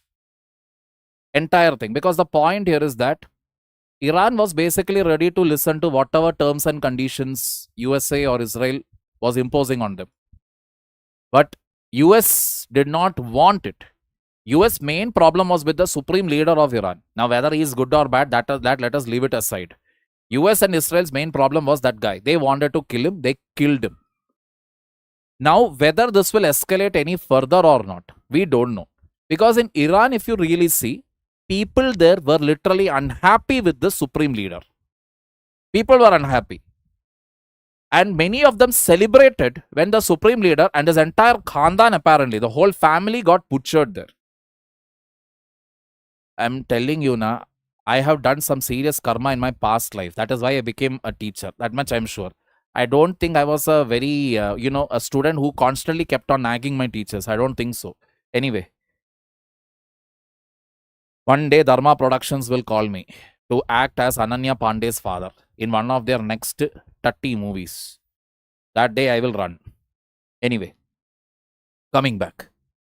So, people there were celebrating. People in India, oh, you supreme leader, oh, you. They were crying. For what joy, God Almighty knows. Anyway, till there you are clear. Now, why this has happened again? Main point I told you, right? Crude oil prices. Just look at before attack. You yourself Google and tell me. Before the attack, what was the crude oil prices? After the attack, what has happened? Or currently, where is the crude oil price? This is the logic.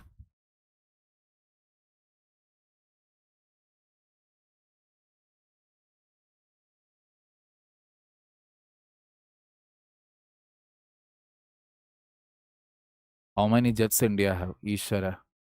People, please understand, this is UPSC class. This is not some, what is it, Kaun Banega Karorpati game where you get how many this is there, how many that is there. Well, that is for banking, etc. Maybe that is required. We don't need that for UPSC. This is the main game. After a point, what is going to happen is they will basically say, hey, ceasefire, ceasefire, ceasefire, ceasefire. This is what I am expecting to happen. Why?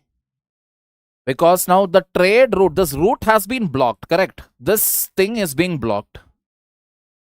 Oil prices will increase, which is what our dear, not our dear anymore, this pedophilic rapist country wants.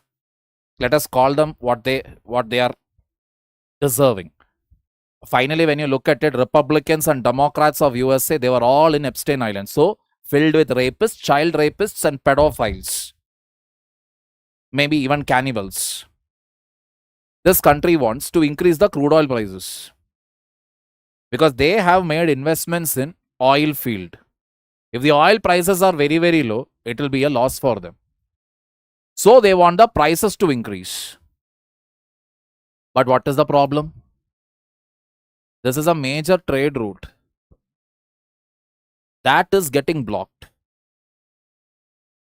Even Saudi Arabia, see, understand do you really think Iran, which is such a small country, Saudi Arabia, UAE, Kuwait, Bahrain, Oman, all these countries, if they literally come together, Iran will literally go down like a puppy. It will go down. Why are they also not doing it? They are also keeping quiet.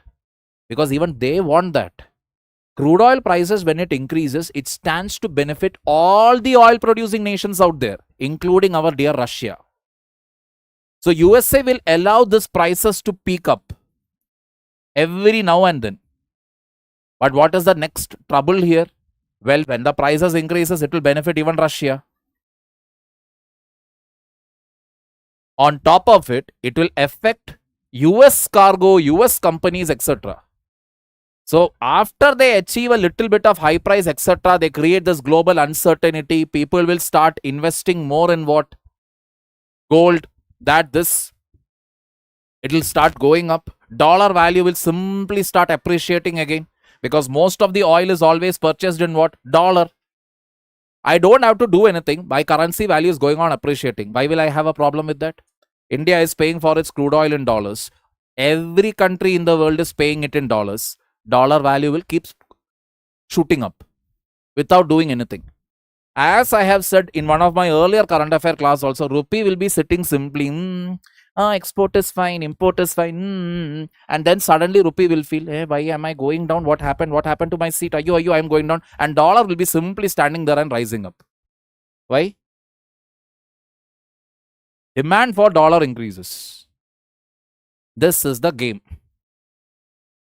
No, India is not listening. India is bent over for USA. India is only listening to USA. US permission, this, that. Even I was also thinking, oh, maybe we are also thinking from there.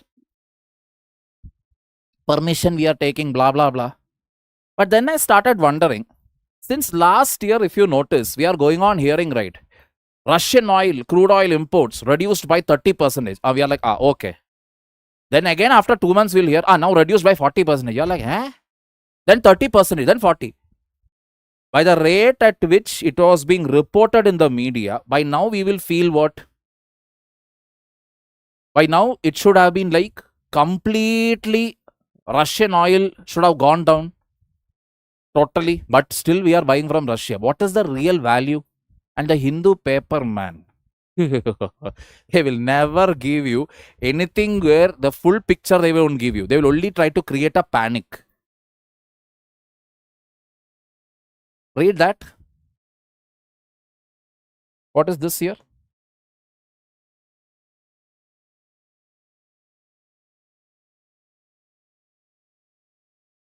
This is January value.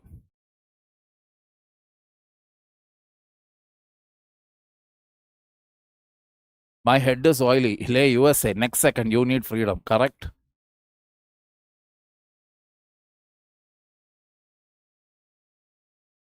%19.3% we are taking from Russia alone. This our darling, the Hindu paper will never say. Because if I say that, oh no, what if the readers start supporting BJP? That is the paper's worry. You worry about the opposition, man. The Hindu paper. Because what happens is, it is not that everybody who supports BJP, they are in love with BJP. They look at the opposition, and they go and join BJP. Or they rather end up supporting BJP. That is the reason. Any which ways, 19.3% Russia, Saudi Arabia 18, Iraq 16, UAE 10, United States 8.1, Kuwait 6.1, Nigeria 3.3, Egypt 1.4, and from other countries like Libya, Brazil, Mexico 16.8. This is where we are standing. Okay, some people said that, but this is in declining trend. It is going on decreasing. Today, maybe it will decline. From Russia being first, it will become Russia will become second. Or Russia will become third. Have we stopped taking oil completely? No. Understand the beauty of these things. Got the logic here? And yesterday, one of my students again reminded me, sir, Reliance has gone to USA to invest in oil. Why? To butter them. Reliance going there to USA, investing in Venezuelan oil. That pedophile Trump will be happy somewhere. An Indian company, none other than Ambani is coming. Correct?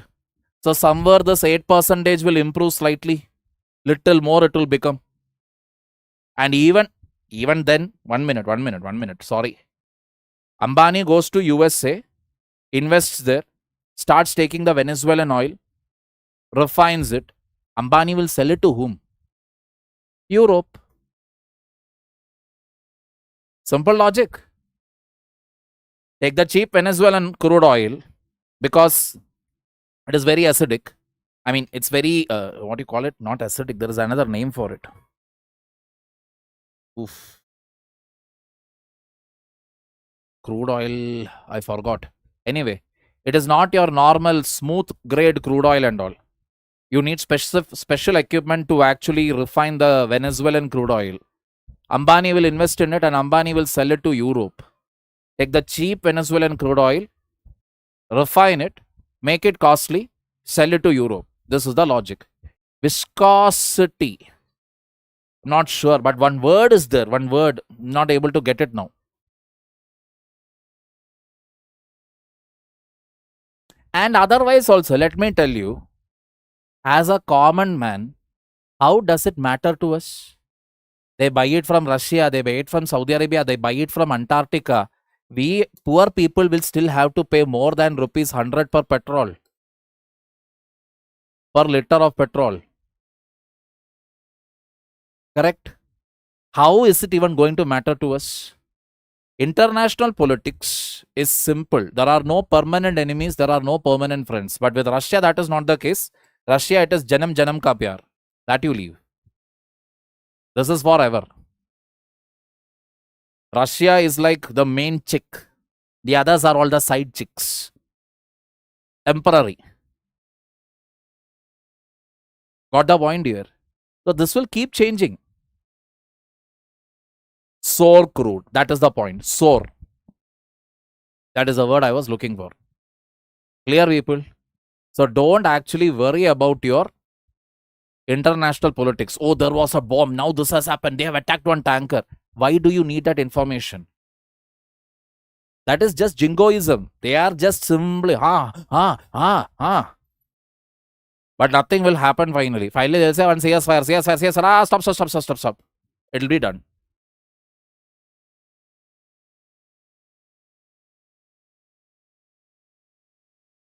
Blue Kogel. See, not to get carried away by headlines, it is something which will come to you only after you have spent a considerable amount of time with the current affairs. I would just tell the same thing only. Current international affairs, till you get a final conclusion, don't actually worry about it. All you need to do is when you're reading international relations also, look for names of places. That is more important. If you go back to this diagram,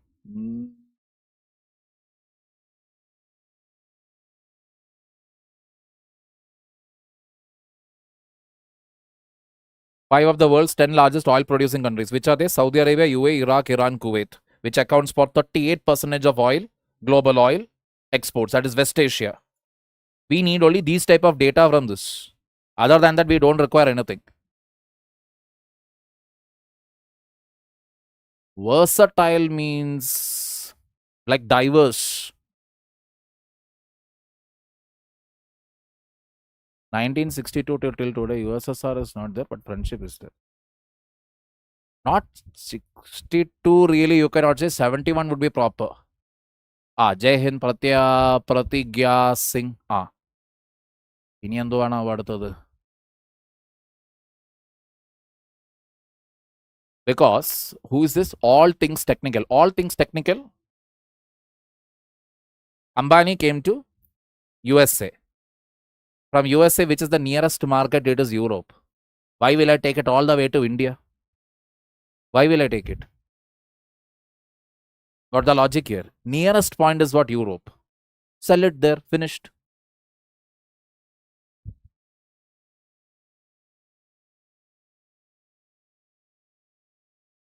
What WTF with Prasa? What language, man? Kaliyugastara.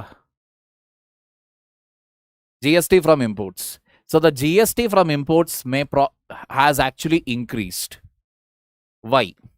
Because crude oil accounts for nearly 25% of total imports. Semiconductors around 5%. Copper and aluminium 3 to 4%, which we really need for almost all our industries, etc. When these things goes on increasing, GST on their import, that will also keep on increasing.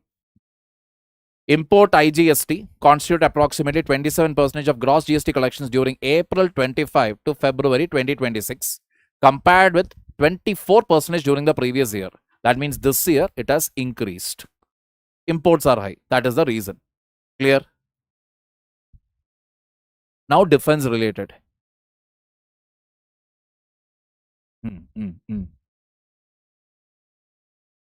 China's defense expenditure estimated at 249 billion. India's defense budget 93 billion. We will defeat China. We will defeat China.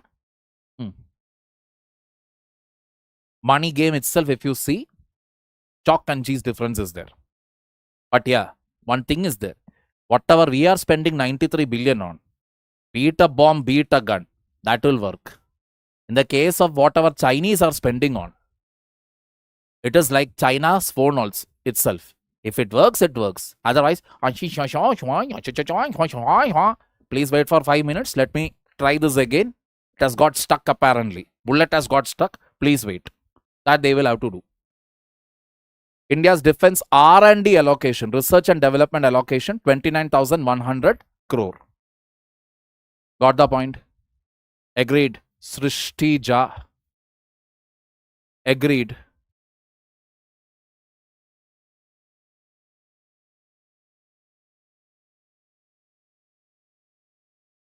Now we are going to buy indigenous value addition.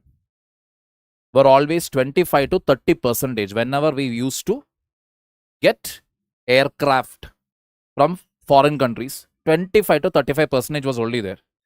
Now whatever deals we are signing, it is all up to 60%.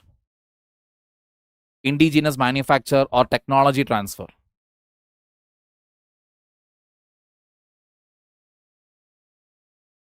Were to complain for not having job. Wonderful.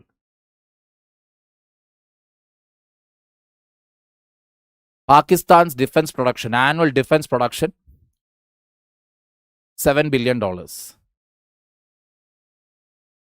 Developed through joint ventures with China and Turkey. Supplied around 400 million ammunition to Ukraine. No wonder Ukraine is not winning the war. India's defense production, $18 billion in annual defense production. $2.8 billion in defense exports. It is the second largest arms importer globally, outside top 25 defense exporters.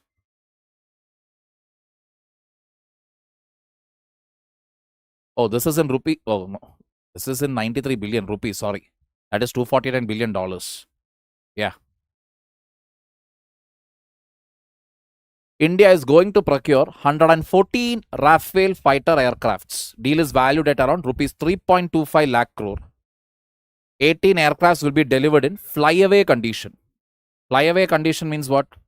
Immediately you can take it off the shelf. Fly it and you bring it. How many? 18. How many are we getting? 114. 114 minus 18 is how much? 96. The remaining 96 ka kya? That will be manufactured in India. Tata Advanced Systems will manufacture 4 fuselage sections in Hyderabad. Fuselage actually means the fuel part of the aircraft. France has agreed to technology transfer related to airframe production and Safran M88 engine. I will write it over here. Safran M88 engine. That technology transfer also they will give us. Because all said and done, Hindustan Aeronautics Limited does not still know how to manufacture engine. That is the advantage. We don't know engineering engine manufacturer is not there in India. Aeronautical engines.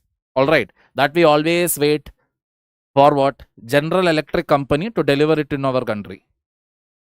Imagine 1947 we got independence. Now in 2026 we are thinking engine manufacturer you don't have. That is the point here. So we are trying to develop as many engines as possible. Yes, one domestic manufactured engine, that is the Kaveri engine, is going to come.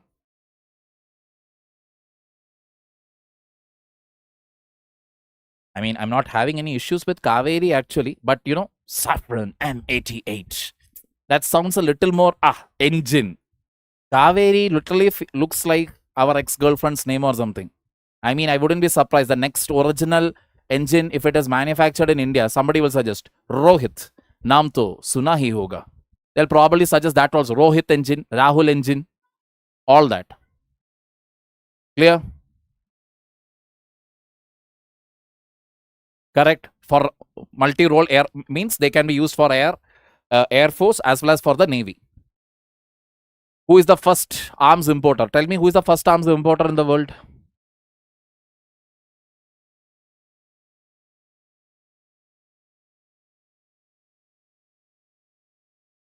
The point is eventually manufacture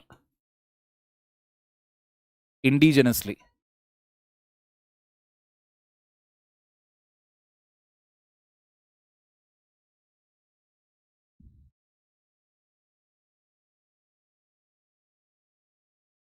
It will take time. It will take time. Modi engine. Loitering munitions are different. Loitering munitions means simply, you know what is loitering actually? The chappers and the loafers that will be there outside every ladies' college, girls' college in our country, not doing anything, simply moving from one bus stop to the next bus stop. That is loitering, not doing anything. So drones will be there, not doing anything. It will be standing there in the air. It will be standing there. Till you give it a command, go, fire a missile, fire a gun. Only then it will start going. Otherwise, it will just stand in the air, hovering.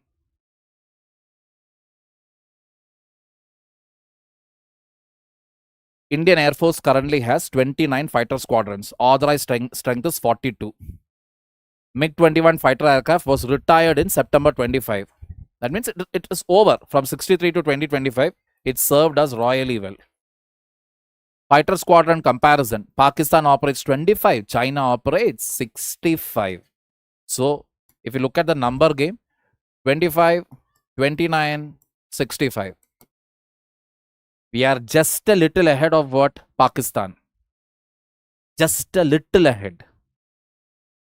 China is miles ahead of us.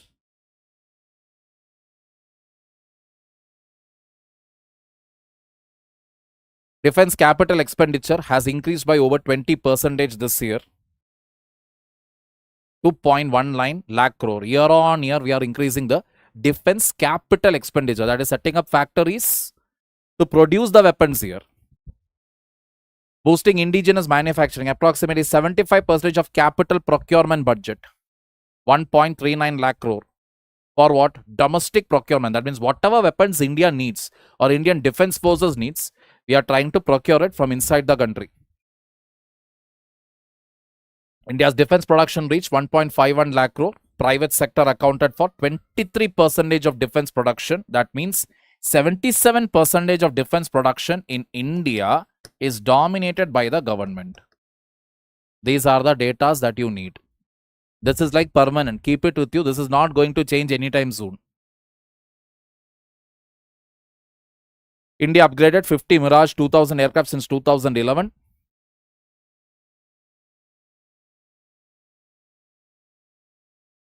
Russia offered access to Sukhoi 57 source codes in possible co-production talks. Sukhoi 57 engine transitioning from AL-41 F1 to Isdeli A-30. That is upgrading. India nearing 3 billion Sukhoi 30 Mk1 export deal with Armenia. Armenian variant will include Uttam AESA radar and Astra missiles. That is a Sukhoi 30 MKI. That will be Mark 1, sorry.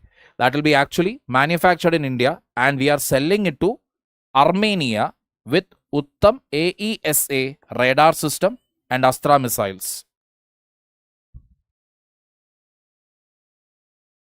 Again, same data part again. Now here I will give you an irony. This is something which you are going to remember. Everybody, now somebody told me, Ritu Paban told me, China is having 5th generation aircraft. India ke paas kya hai? Hold on. Indian Air Force True Val rating. What is this True Val rating? True Val rating is basically a rating system to rate the quality of the Air Force around the world, which will look into modernization, logistical support. Modernization means, you know, how modern it is. Logistical support means how quickly they have spare parts, they can fuel, all that. Inventory balance, how much is in production and whatever. How much is ready to operate. How much is manufactured locally. Based on these, True Val rating is done. In that rating, let us look at the value. India received a True Val rating of 69.4. China received how much? 63.8. How is that possible? India's military expenditure 86.1 billion in 2024, making it the 5th largest military spender globally. In dollar. So what is this now? Why is it that India has a higher value compared to China? Thanks to the Indian pilots here. See, my brother is in the army. Okay. Major Hari Ram. So I asked him, like Chinese soldiers, our soldiers, like what is the thing? He said, they have facility for everything. That is even a newly passed out cadet has to be posted in some remote area. He will travel in proper flight, then a chopper will come. The chopper will take him exactly inside the campus or wherever it is, the border area. They will go and join. That is not our case. We may probably first travel in a flight. We will reach the airport. From the airport, there will be a truck waiting for us. In that truck, we will get in. Or maybe a jeep or whatever is there if you are a big officer, etc. But if you are a junior cadet, you will first travel in the truck. The truck will drop you somewhere near the foothills or somewhere. Afterwards, you may have to walk, say, some 10-15 kilometers. Carrying your luggage and everything. Walk. So what? I asked, okay, what is the difference with that? He said, the resolve of Indian soldiers compared to the Chinese are on another level. Second thing is, both are populous countries. But China's two-child policy, one-child policy, what it created is, it created a generation of nibba-nibbis. That is one child, if it is only a son, son preference increase and it is the only son. That only son is a pampered son.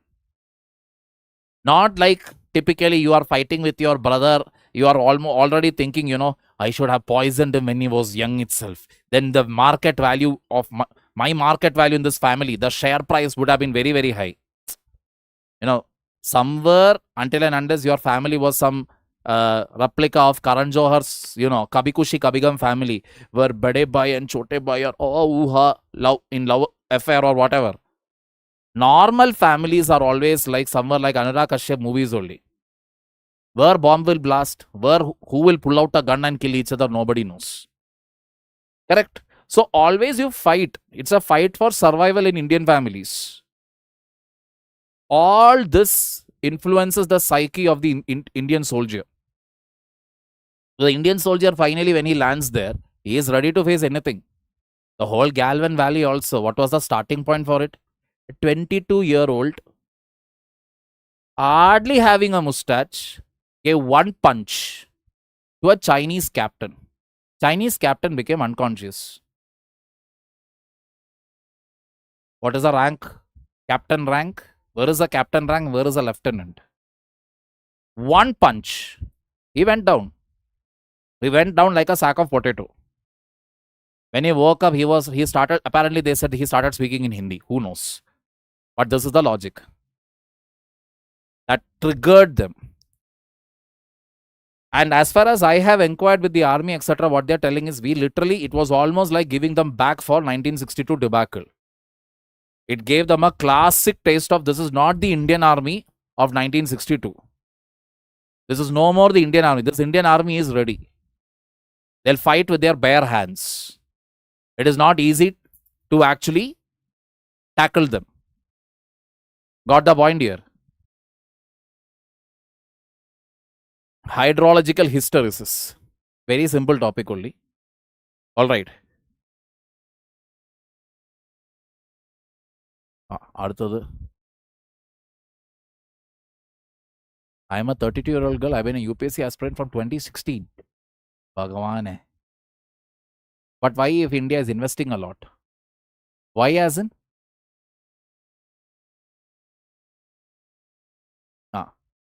Now coming to this.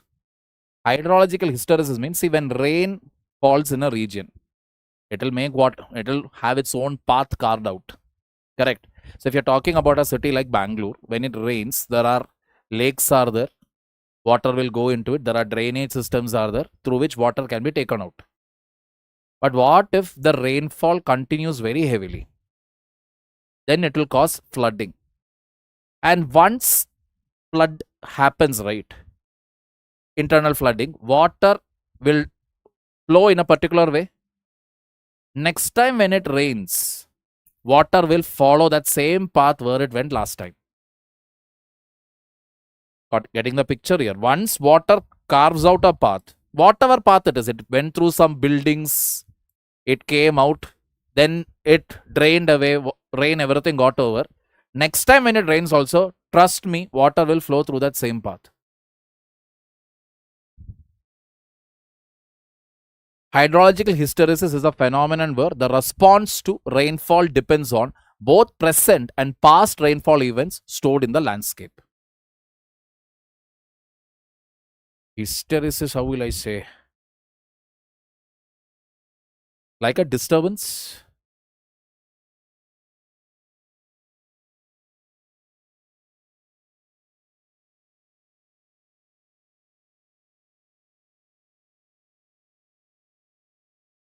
Now coming to R&D, research and development. As usual, corporate research and development investment in India remains low, with R&D intensity at 0.23% of GDP. Corporate companies only invest around 0.23% in what? R&D. That means here also R&D major spending is by Government of India.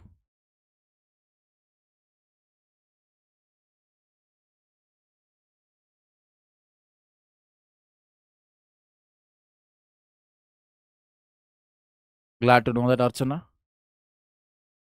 So what is the reason for this? See, first of all, the main reason why corporates don't have any interest in R&D is, if I am investing today in any research project or whatever, I don't know whether already some other company is investing in a similar project or not.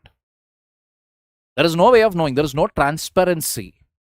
Whereas in most of the other advanced economies, I will tell you how it works. It is like a first come, first serve basis. So if I am already into a research, I'm into a research. Okay, let us say research run by Shyam Mukherjee.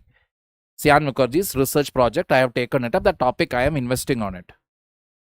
If another player comes into the market to invest on the same topic by some other player, it will show in the system itself. Already a research project is going on in this. In other words, there is transparency. What research is happening, who is investing in it, what is the research topic in it, these things are easily accessible. Number one. Number two, what does the market need in the future?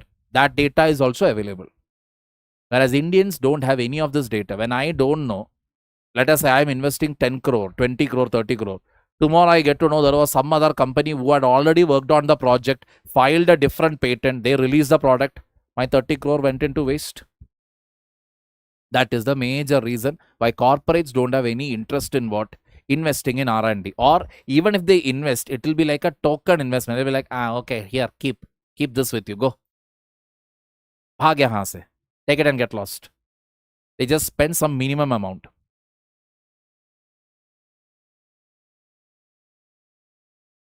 Overflow of water in another word. Is it right meaning? It's not overflow of water. See, hysteresis actually means it's like a disturbance. If you're talking about the real word. Hydrological hysteresis means hydrological disturbance. If it rains and if it starts flooding, that flooding is not just because of the current reason. It's also because of how in the past water has been managed or maintained. That is what it is. How it is accessible. See, everywhere else, empirical analysis shows that improvements in disclosure transparency increase R&D intensity by 6 to 12% in OECD economies, Organization for Economic Cooperation and Development. Large cross-country firm-level studies show R&D intensity increases 3 to 14% following improved innovation disclosures. That is, these are voluntary disclosures that happens in those countries.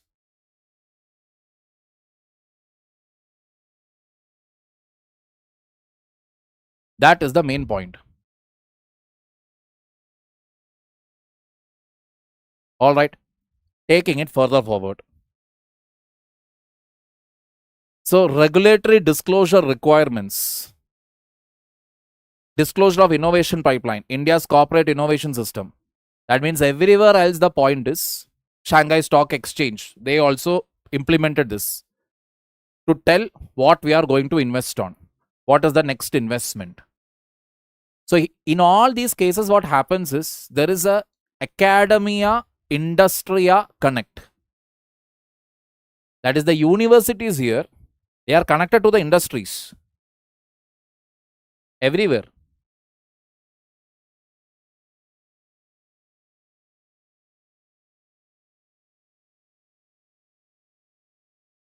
So, industry knows what is the next thing that is going to come in the market. They will tell it based on that in the academy. They will update their syllabus. Then the students will pick up the latest project. Industry people will invest in it. This is what is happening in China, Japan, Europe, USA, UK, Australia, everywhere. Whereas in India, what is the logic? There is no link between academia and industria. In fact, even if you utter the word that I want to do research, if you are a girl, you will get married. If you are a guy, you will probably become fertilizer for your father's farm field.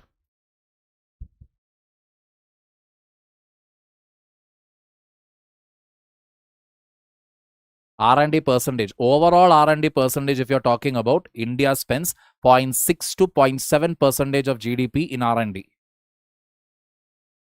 Yes, we lack in transparency. We lack in everything actually. We lack in transparency, one thing.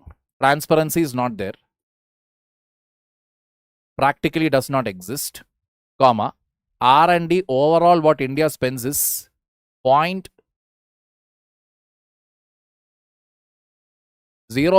to 0.7% of India's GDP. That's the maximum. That is not even 1%. Whereas China and all spend something like 2 to 3%, 3 to 4%, that level. Got the logic here? Is NEP 2020 outdated? No, it is not outdated. It is just that we will come to that also now. So now coming to the other aspect. Research, PhD, scholars we have in our country. China's degrees are practical PhD degrees.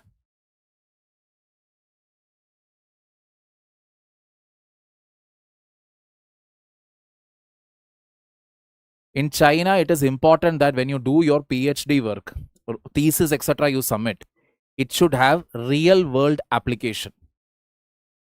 Not that you simply write 300 pages, 400 pages, a big thesis, fat book, and you submit it. In India, it is important that 200 to 300 pages should be there in your thesis. Very, very important it is.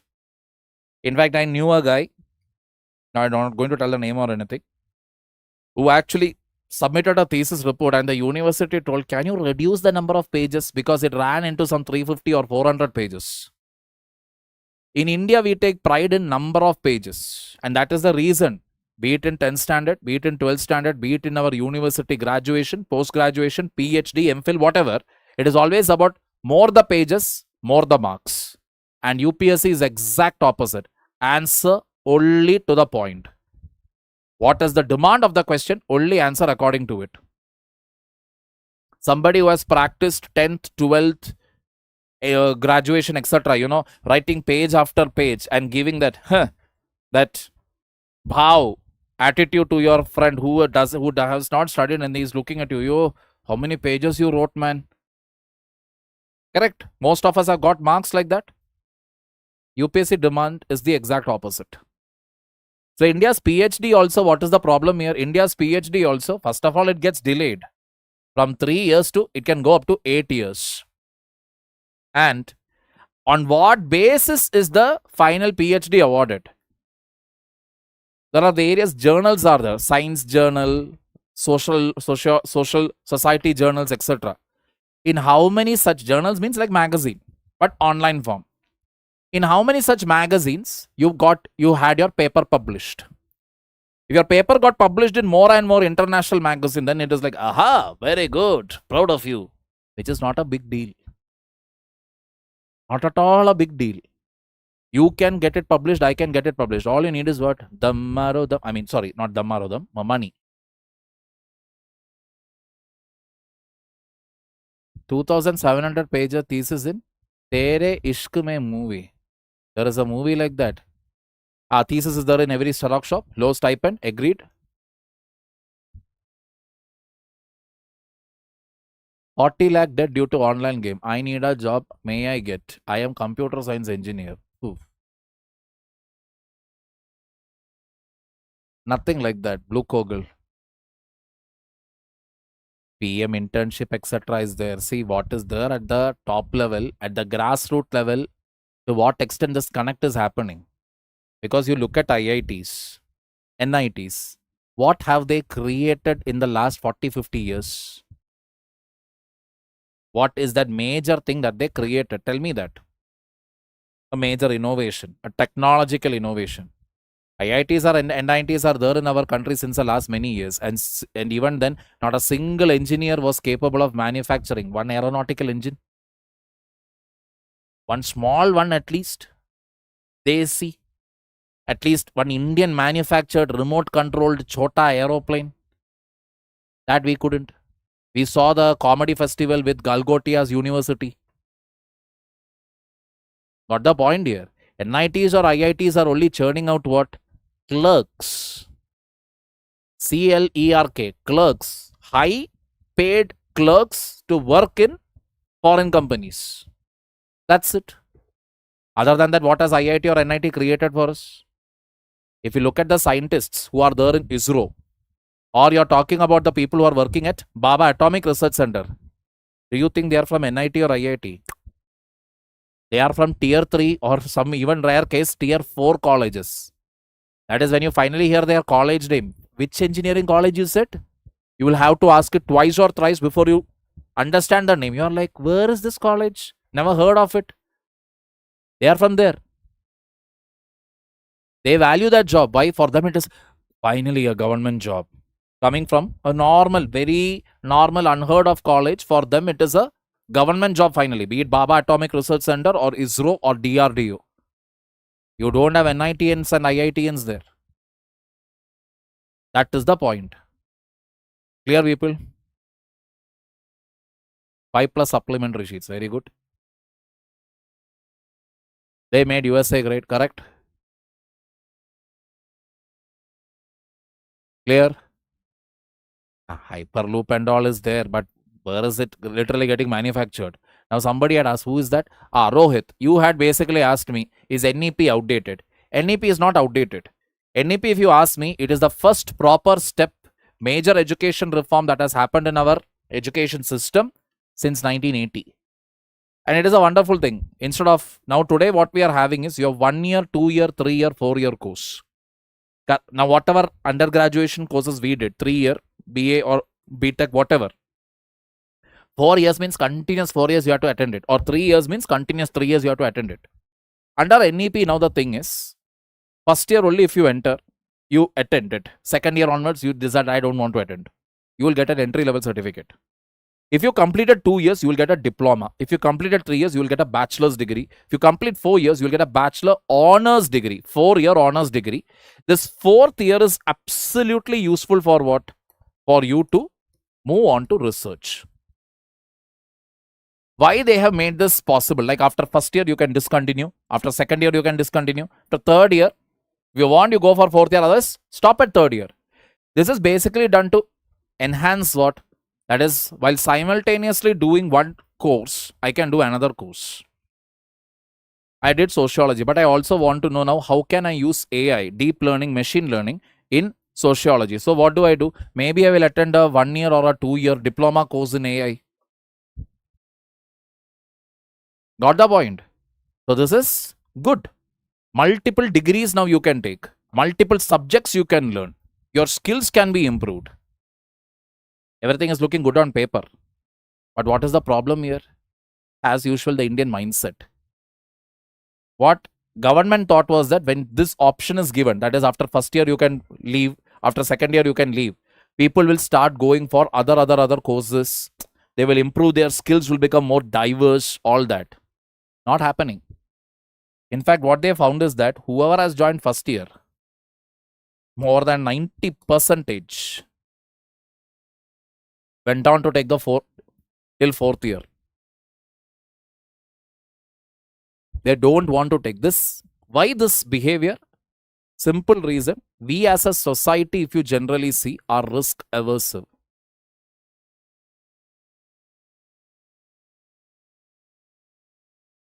We have an aversion towards risk.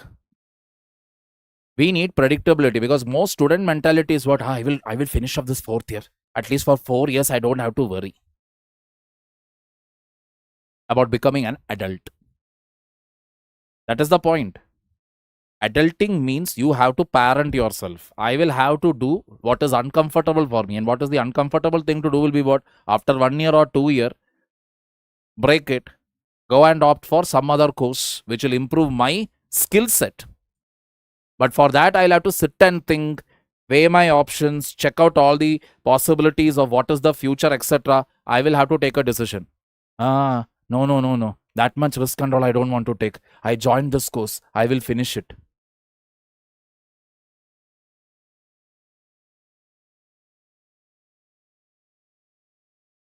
Why you are so dramatic? You want me to read it out like news?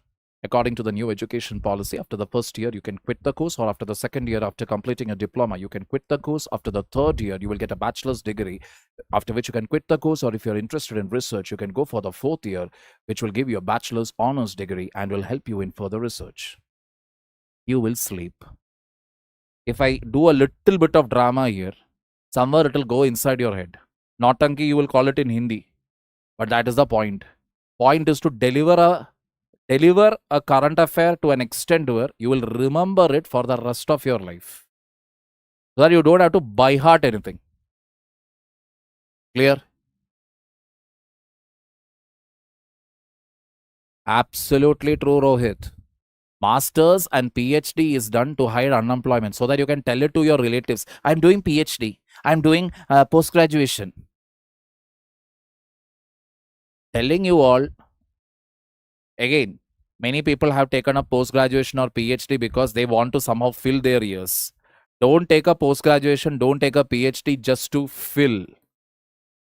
But instead, if it helps you to get a job, then take it up.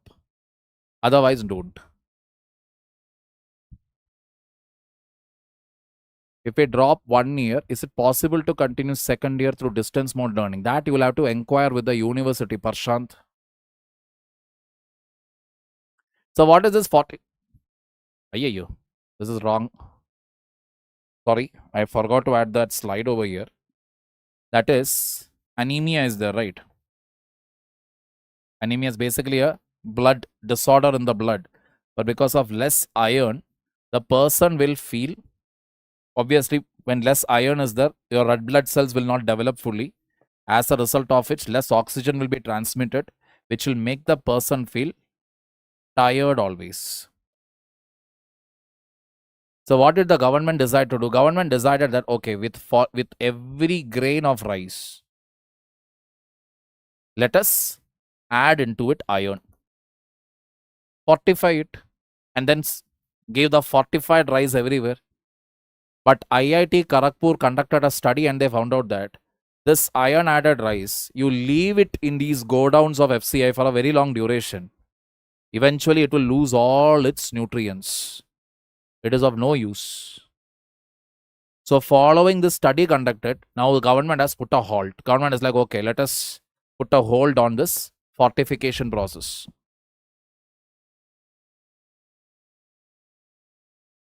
Iran-Israel war when covered?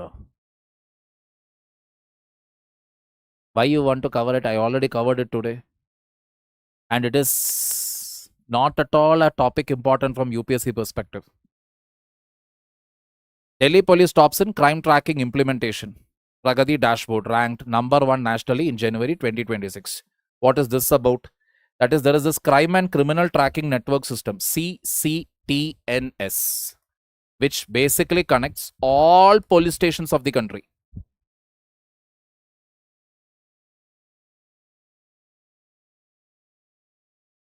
All are connected to with a single system.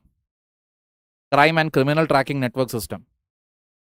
All the police stations are connected now in one such system. In that, as far as the usage of the CCTNS etc. is concerned, Delhi police ranks 1. Vitamin A is different, anemia is different. Vitamin A is largely necessary for your eyesight and stuff.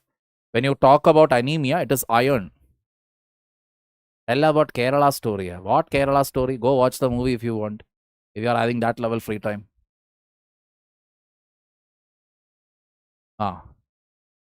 Oof. PSUs from selling to earning.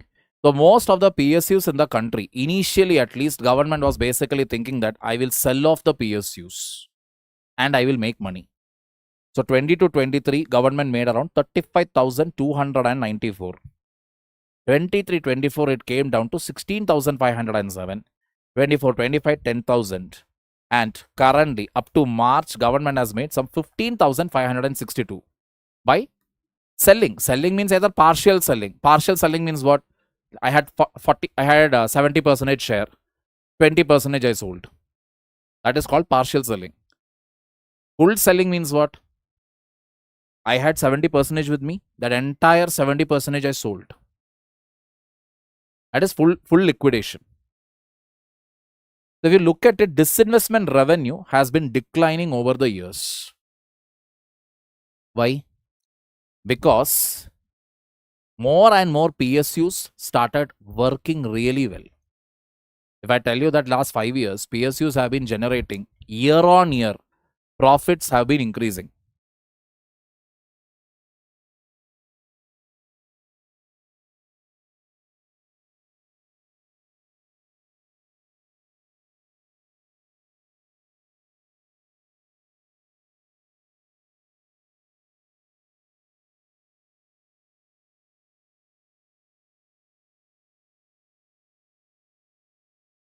I will ignore you, Yuvraj. Increase in profit. Now, when profit of PSUs increases, what is the advantage for the government? So, there is a company which is generating profit. My share in that company is, let us say, 51%. Company generated 100 rupees profit. This is just to make you understand, okay? Simple example. In that 100 rupees profit, I should at least get some 50 rupees after some expenses, etc. deducted. Sitting simply, because I have investment in it, I am going to get money out of it. And this money, what I get, that is actually called what? Dividend. Now let us look at the comedy here. The comedy is disinvestment revenue. That is from sale of PSUs, I am not getting money. But from the profits of PSUs, I am going on making money. 24, 25. Okay, this year some issue is there. But final value, let us see. From 39,750 crore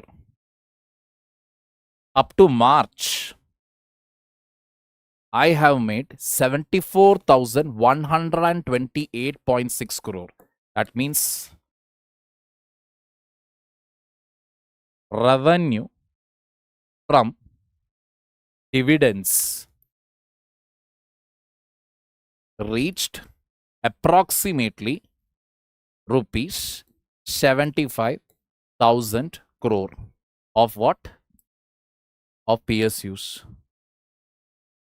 What suddenly changed? Well, government's policy. Government basically said that, listen, if you perform, you will exist. You don't perform, you're running at a loss, we will shut you down or we will sell you off. Fear increased.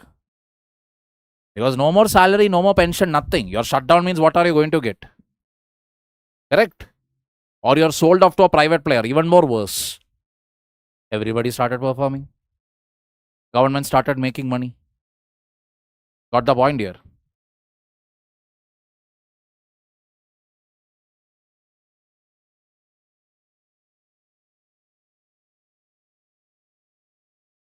Government investing billions in USA companies and investing thousands on own startup. Not encouraging startup. It is, first of all, understand one thing. What and all government will do? What and all government will do? And let me tell you, the startups, whatever is happening in India, why people are starting a startup, these days? Only to sell it.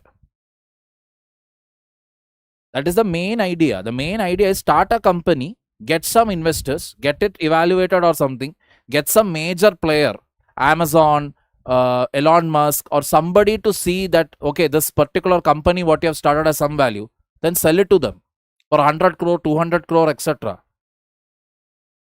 So I am investing in your company, but tomorrow you get a buyer, you immediately go and sell your company to him.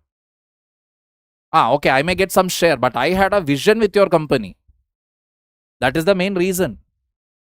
The current generation, it is not like our Ratan Tata, Dhirubhai Ambani and all. Oh, this is my baby. I'm not going to give it to anybody. That attitude is not there. It is missing. MPLAD scheme. Only 2-3 things to know here. If you are a Lok Sabha MP, okay. If you are a Lok Sabha MP, under MPLAD scheme, you can only spend the money largely in your constituency. Constituency means the place from where you got elected. If you are a Rajya Sabha MP, then you can spend MPLAD money anywhere in the state from where you got elected. For example, Manmohan Singh was a Rajya Sabha member from the state of Assam.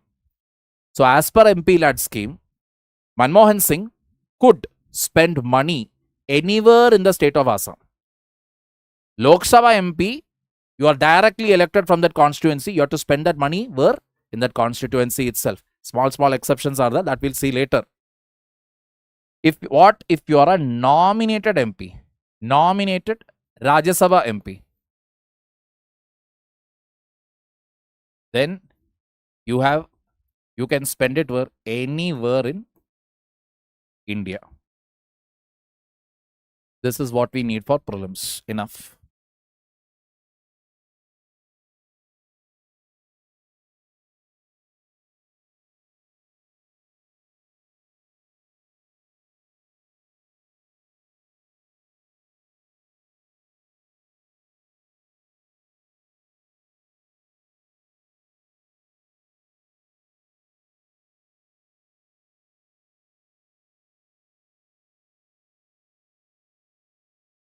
So this is going to be a little heavy. 2 topics are remaining. I'll take it up next week because it's not so easy to finish it off immediately. This requires a little bit of explanation. 2 topics, that is amino acid and RNA, missiles and interceptors. These 2, I will take it up. 1 minute. Everybody, let me tell you one thing before winding up. You will be having a special class on Wednesday.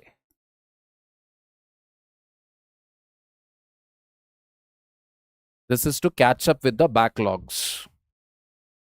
So we have reached till March 5th. March 5th was actually a holiday, but anyway.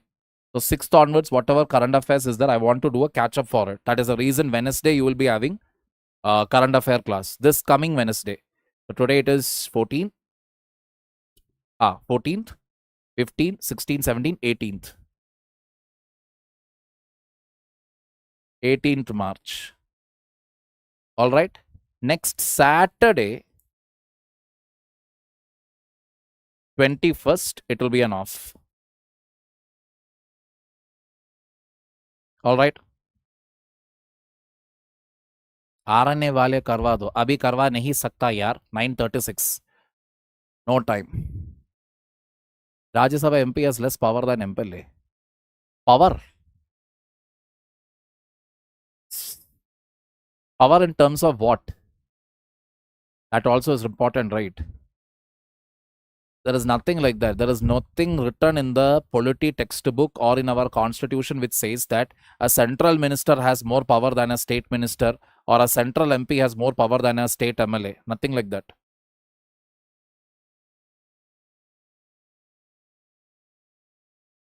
Class is over. Those who want to leave can leave.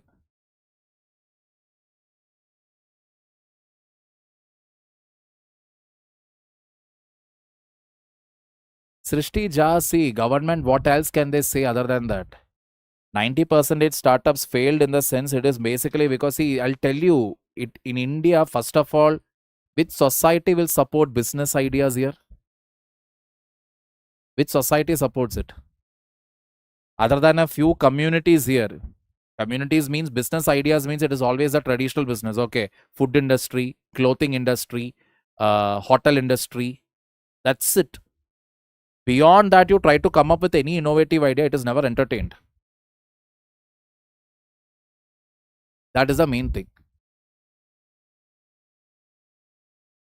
That is the main thing to understand. So society itself doesn't support. Second thing is, yes, you are trying to come out with the idea. Who is financing you? How long will I take money from my own pocket and keep investing? Getting the problem here, because the other issue is this, again, transparency issue is there. You try to develop a startup idea, somebody will steal it, they will go apply patent, then it becomes difficult. It is not at all easy in India. It is not at all easy. Whoever came out with startup idea, they managed to build it as an app, then they managed to get investors for it. Hats off to them. Not at all easy in our country. It has nothing to do with the government or any government, whether whichever government it would have been, it wouldn't have made any difference. Forget central government. State governments are there, right? Which state is encouraging startups? Which state government telling that, we will fund you, bring a nice project, we are ready to fund you? Hardly not there. Because the point is, whoever is coming up with the startup idea, they are not major vote bank. Vote banks are whom? Farmers, soldiers. I mean, not soldiers, women. These two are the vote bank. That is the reason.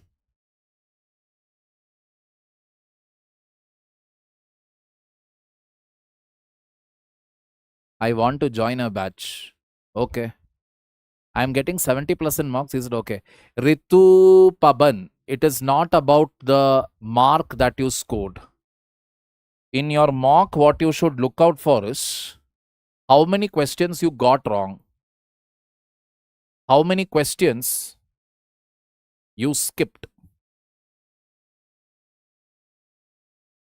Next aspect is why you got it wrong, why you skipped it. Analyzing every option in it, A, B, C, D. And then what? Study it. Value addition, that is how you do. It is not that people will go, you, I got only this much score. That is not what you should be doing. Why you got it wrong? How many questions you skipped? Learn from it. That way you will remember it for the rest of your life. Ethics based situation. Last week only I gave. I am a doctor, 25-year-old MBBS. I want to crack UPSC. Please guide me. First of all, my heartful respect to you because you are a doctor. It takes another level of dedication and courage to prepare for MBBS. If you're planning to do self-preparation, PW Only Eyes English YouTube channel has NCRT series. You can start from there. You're planning to join, you're okay financially to pay fees and join means, I would recommend you Titan series. The Titan batch available in PW, which will start from 16th of March. It will start. You may consider this. That way, I know maybe every day you may not be able to attend the live class. Recorded lectures are available. That way, what will happen is even if you miss the class, also recorded lecture is there. You can follow that, take down the notes, and that will be it.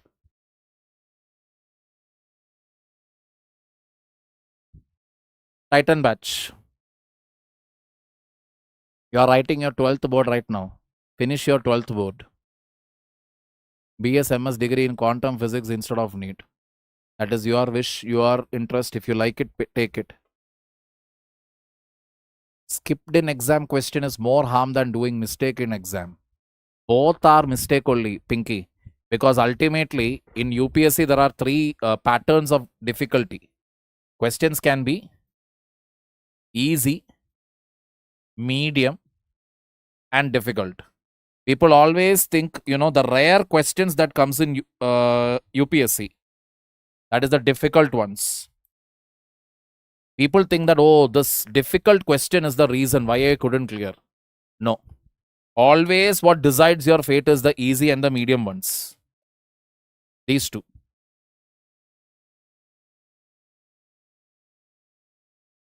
These two sections, you should be able to hit it.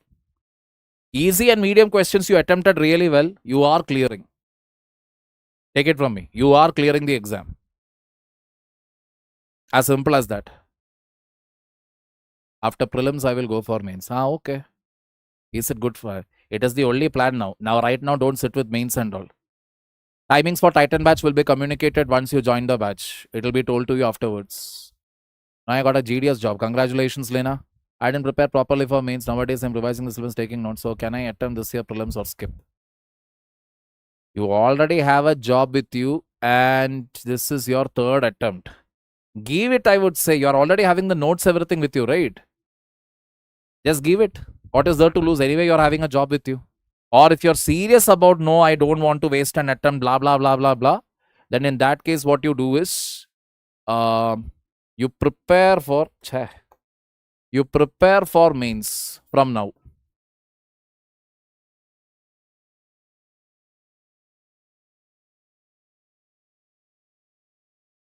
GS 1, 2, 3, 4 PYQs from 2013. As well as your optional subject. Start doing this. Is it necessary to mention the introduction topic in answer writing? Introduction topic. What is introduction topic?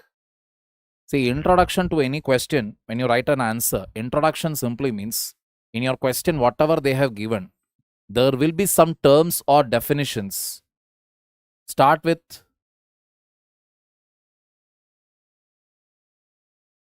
defining them. Defining the term, defining the term, or writing the meaning of what sentence has been given. That is your introduction. You need not write intro, body, conclusion. That you don't have to do. Just write it very organically. Education as business is great in India. Anything, if you are good at it, it will be great anywhere. As simple as that. Come on, there are people who are selling pani puri and making money, right? Why? They are good at what they do. Somebody is selling pani puri, and I heard that he is making 1.5 lakh in a month after all expenses. That's his profit. Profit 1.5 lakh selling pani puri. Hearing this, if I run there and say I will also start pani puri, I won't be able to do justice to it. Why? Because I am in for the money. He is doing it because he loves his job. From the way he takes the pani, he fills this thing, covering his hands with gloves, everything, neatly giving it to the customer, behaving very well with them. He is taking his job very religiously serious. So he will end up making money. You're really good at what you do, you will end up making money. And why shouldn't it be a business, by the way? Where it is written that faculty should come like Yojana, Kurukshetra magazine's front page cover, like that, as if they have not had food, not eaten well, not slept properly. Is there any hard and fast rule that teachers or lecturers should be in poverty? No, right? Everybody has the right to live a decent life. Everybody. As long as you're not harming anybody, you're earning your own money through solid means, honest means, go ahead. Illustrate, explain, discuss. Illustrate means you have to, like, it's like drawing a picture covering all the aspects of the topic, political dimension, economic, social, etc. Explain means, as they say, just explain that thing. You don't have to actually analyze it. That is it true? Is it false? No. Generally, explain based questions, if you see, it will be true only. Like, for example, India's high import bill is largely because of crude oil exports. Explain. Sorry, crude oil imports. Explain. There is nothing like, no, it is not because of crude oil. There is no need to say that it is because of crude oil only. 86% of our crude oil comes from abroad. Now they are saying it is around 88%. So you will only write supporting it. Discuss, when you say, it is just like a discussion. Positive also you will have to say, negative also you will have to say. I am doing BA from local college. Would it affect my personality? What will affect your personality is your family, your friend circle. So if your friend circle is like, you look at your friends and you're like, oh, berozgar like me, no aim in life, then it will affect your personality. Your friends are all sitting together. They are also preparing for exam. They are also planning. No, this we should do, then that we should do. They all have plans. Then you will also get ahead in life. It's as simple as that. There's an old adage. When I was in Guwahati, one SP had come over there to talk, and he said this. If you have 5 friends, all 5 of them are driving car. You don't have car. You will end up buying one. You have 5 friends who don't have car, but you have car. You will end up selling your car. Surround yourself with only those people who will push you up, not pull you down. How it impact India? We will wait and watch. Drishti, what will happen maximum? Crude oil imports will get affected. Do you really think an oil tanker coming from Saudi Arabia towards India, that will be shut by Iran? Or a crude oil tanker coming from UAE to India, that will be shut down? None of that is going to happen. All these are temporary.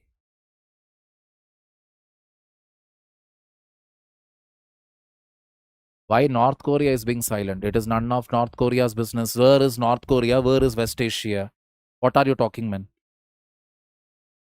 Why are they silent? Why are they not protesting? Internationally, people are having better sense than the people of our country. Something is happening so miles away from them. Why the hell should they be even bothered about it? Not at all needed.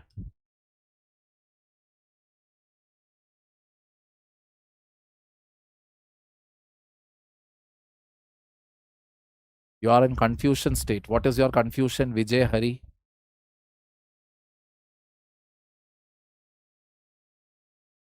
Value addition to answers. Oof. See, people, I'll tell you this. This value addition.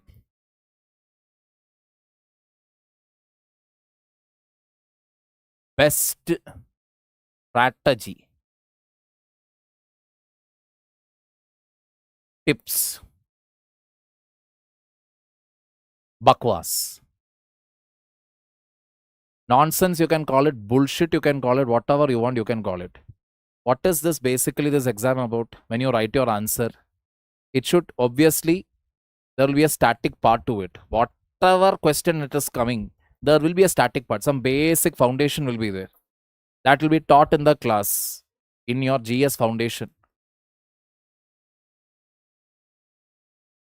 Then, there is a dynamic part. What is that dynamic part? That is your current affairs. Your answer should be a mix of these two. So, if for example, twice question had come on Attorney General of India, there is nothing dynamic in this. There is no dynamic content to be added here. This is a full-on full 100% static portion, which you could have answered easily with your what? GS foundation. On the contrary, internal security, cyber security. This is a repeated question. So what you will do? You will definitely give the definition of cyber security, agencies involved in cyber security, all of that. Along with that, what you will do? You will add the latest data from current affairs. That's it. This is Yada, what is there? Don't try to complicate anything.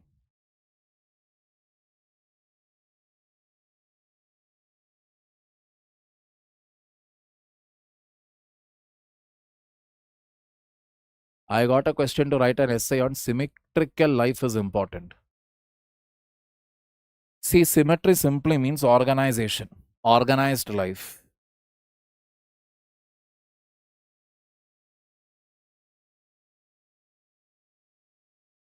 Is organized life important? That is the question. Yes, it is very, very important to stay organized, to maintain a routine, to maintain a certain level of predictability in your life. What you are doing, why you are doing, why are you waking up early in the morning, why are you having breakfast on time, why are you exercising on time, why are you working for 8 hours. That is having a symmetry. And having a symmetry, organized life will prepare you for the unsymmetrical events in life.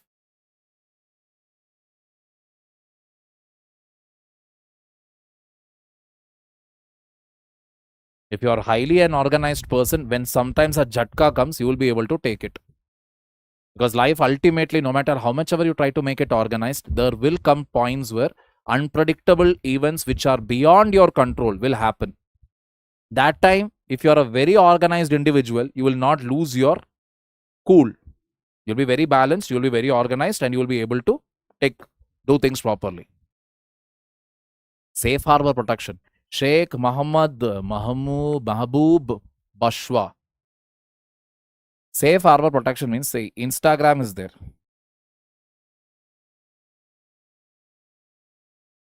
A user is there who posted some video. And another person is viewing it. Now, this video is a controversial video. So, now Government of India asks Instagram to remove this video within 2 to 3 hours. That is the new updation. Once government gives a request to get a content removed, within 2 to 3 hours, it should be removed. So, let us say I gave the request at 10 p.m. Instagram has time till 1 a.m. maximum. 10 p.m. to 1 a.m. maximum. Instagram has 3 hours within which Instagram should remove it. During that period, now there was some idiot who posted the video and many people started viewing it. So, between 10 to 1 a.m., literally, Instagram will have what? Safe harbor. Means what? Government will not take any action on Instagram. Because Instagram is like, I don't know. He posted a video. I allowed him to post it. That's it. What is my fault in this? Government will like, yeah, okay, we know you are innocent. But we are placing a request to you at 10 p.m. By 1 a.m., you better remove it. Till that point, Instagram has complete safe protection. Government will not penalize it. Government will not fine it. Government will not even take them to work for criminal action or any action. Even after 1 a.m., still that video is there. Now action will start coming. Got the point here? The safe harbor clause simply means none of the social media platforms are individually responsible for the content that is being posted there. They are only what? Intermediates. Clear?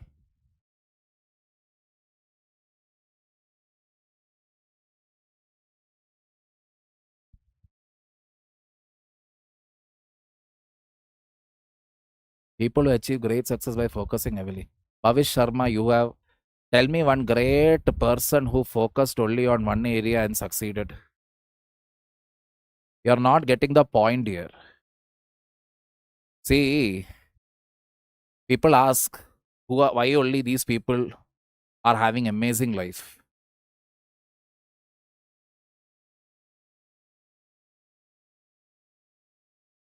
Some of the traits of high functioning individuals are punctuality,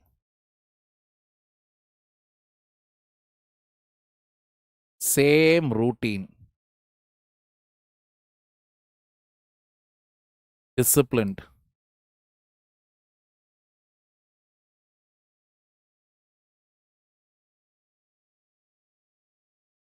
focused. That is the main point. They will wake up at a consistent time. They will sleep at a consistent time. They will eat the same food. You look at Virat Kohli, you look at Elon Musk, you look at any of these people, you can clearly see that they will only talk about their work. They think about their work. Then they have a particular routine. They won't even bother to change. Okay, Virat Kohli, maybe he has designer, blah, blah, blah, etc., etc.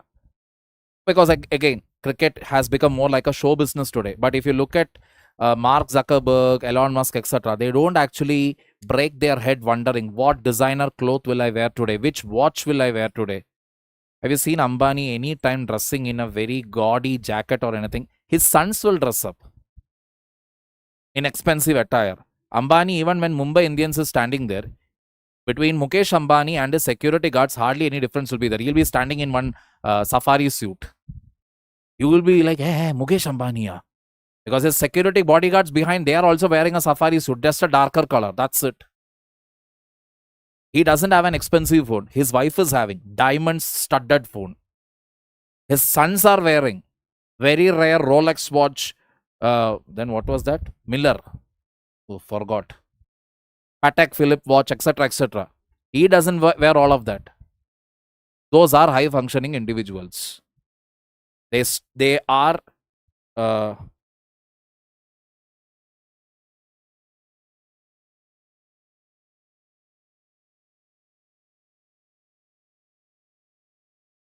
creatures of habit, doing the same thing again and again and again and again and again every day. These are the same people again who will crack into top ranks of IA, get into IAS also. When you actually see these IAS ranked people who get into IAS, actually, you will notice that most of them will be generally very calm, composed, etc. Most of them. They won't be very excited. They won't be making much noise. Why? This is the reason. They can stick to one routine forever.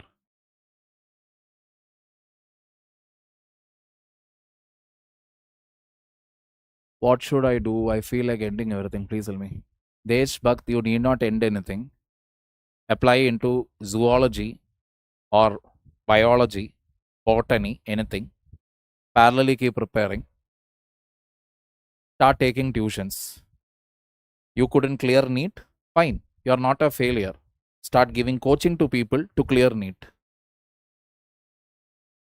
Start giving, start taking tuition, start earning your money.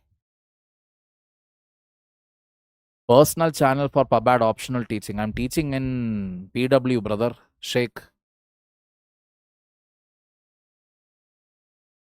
Top 5 job which cannot be replaced by AI. Away job that is happening at home. Washing, cleaning, cooking.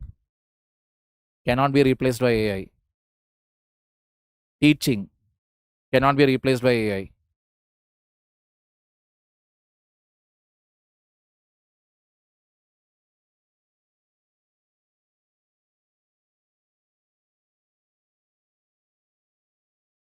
Okay, this entire thing is getting spammed now.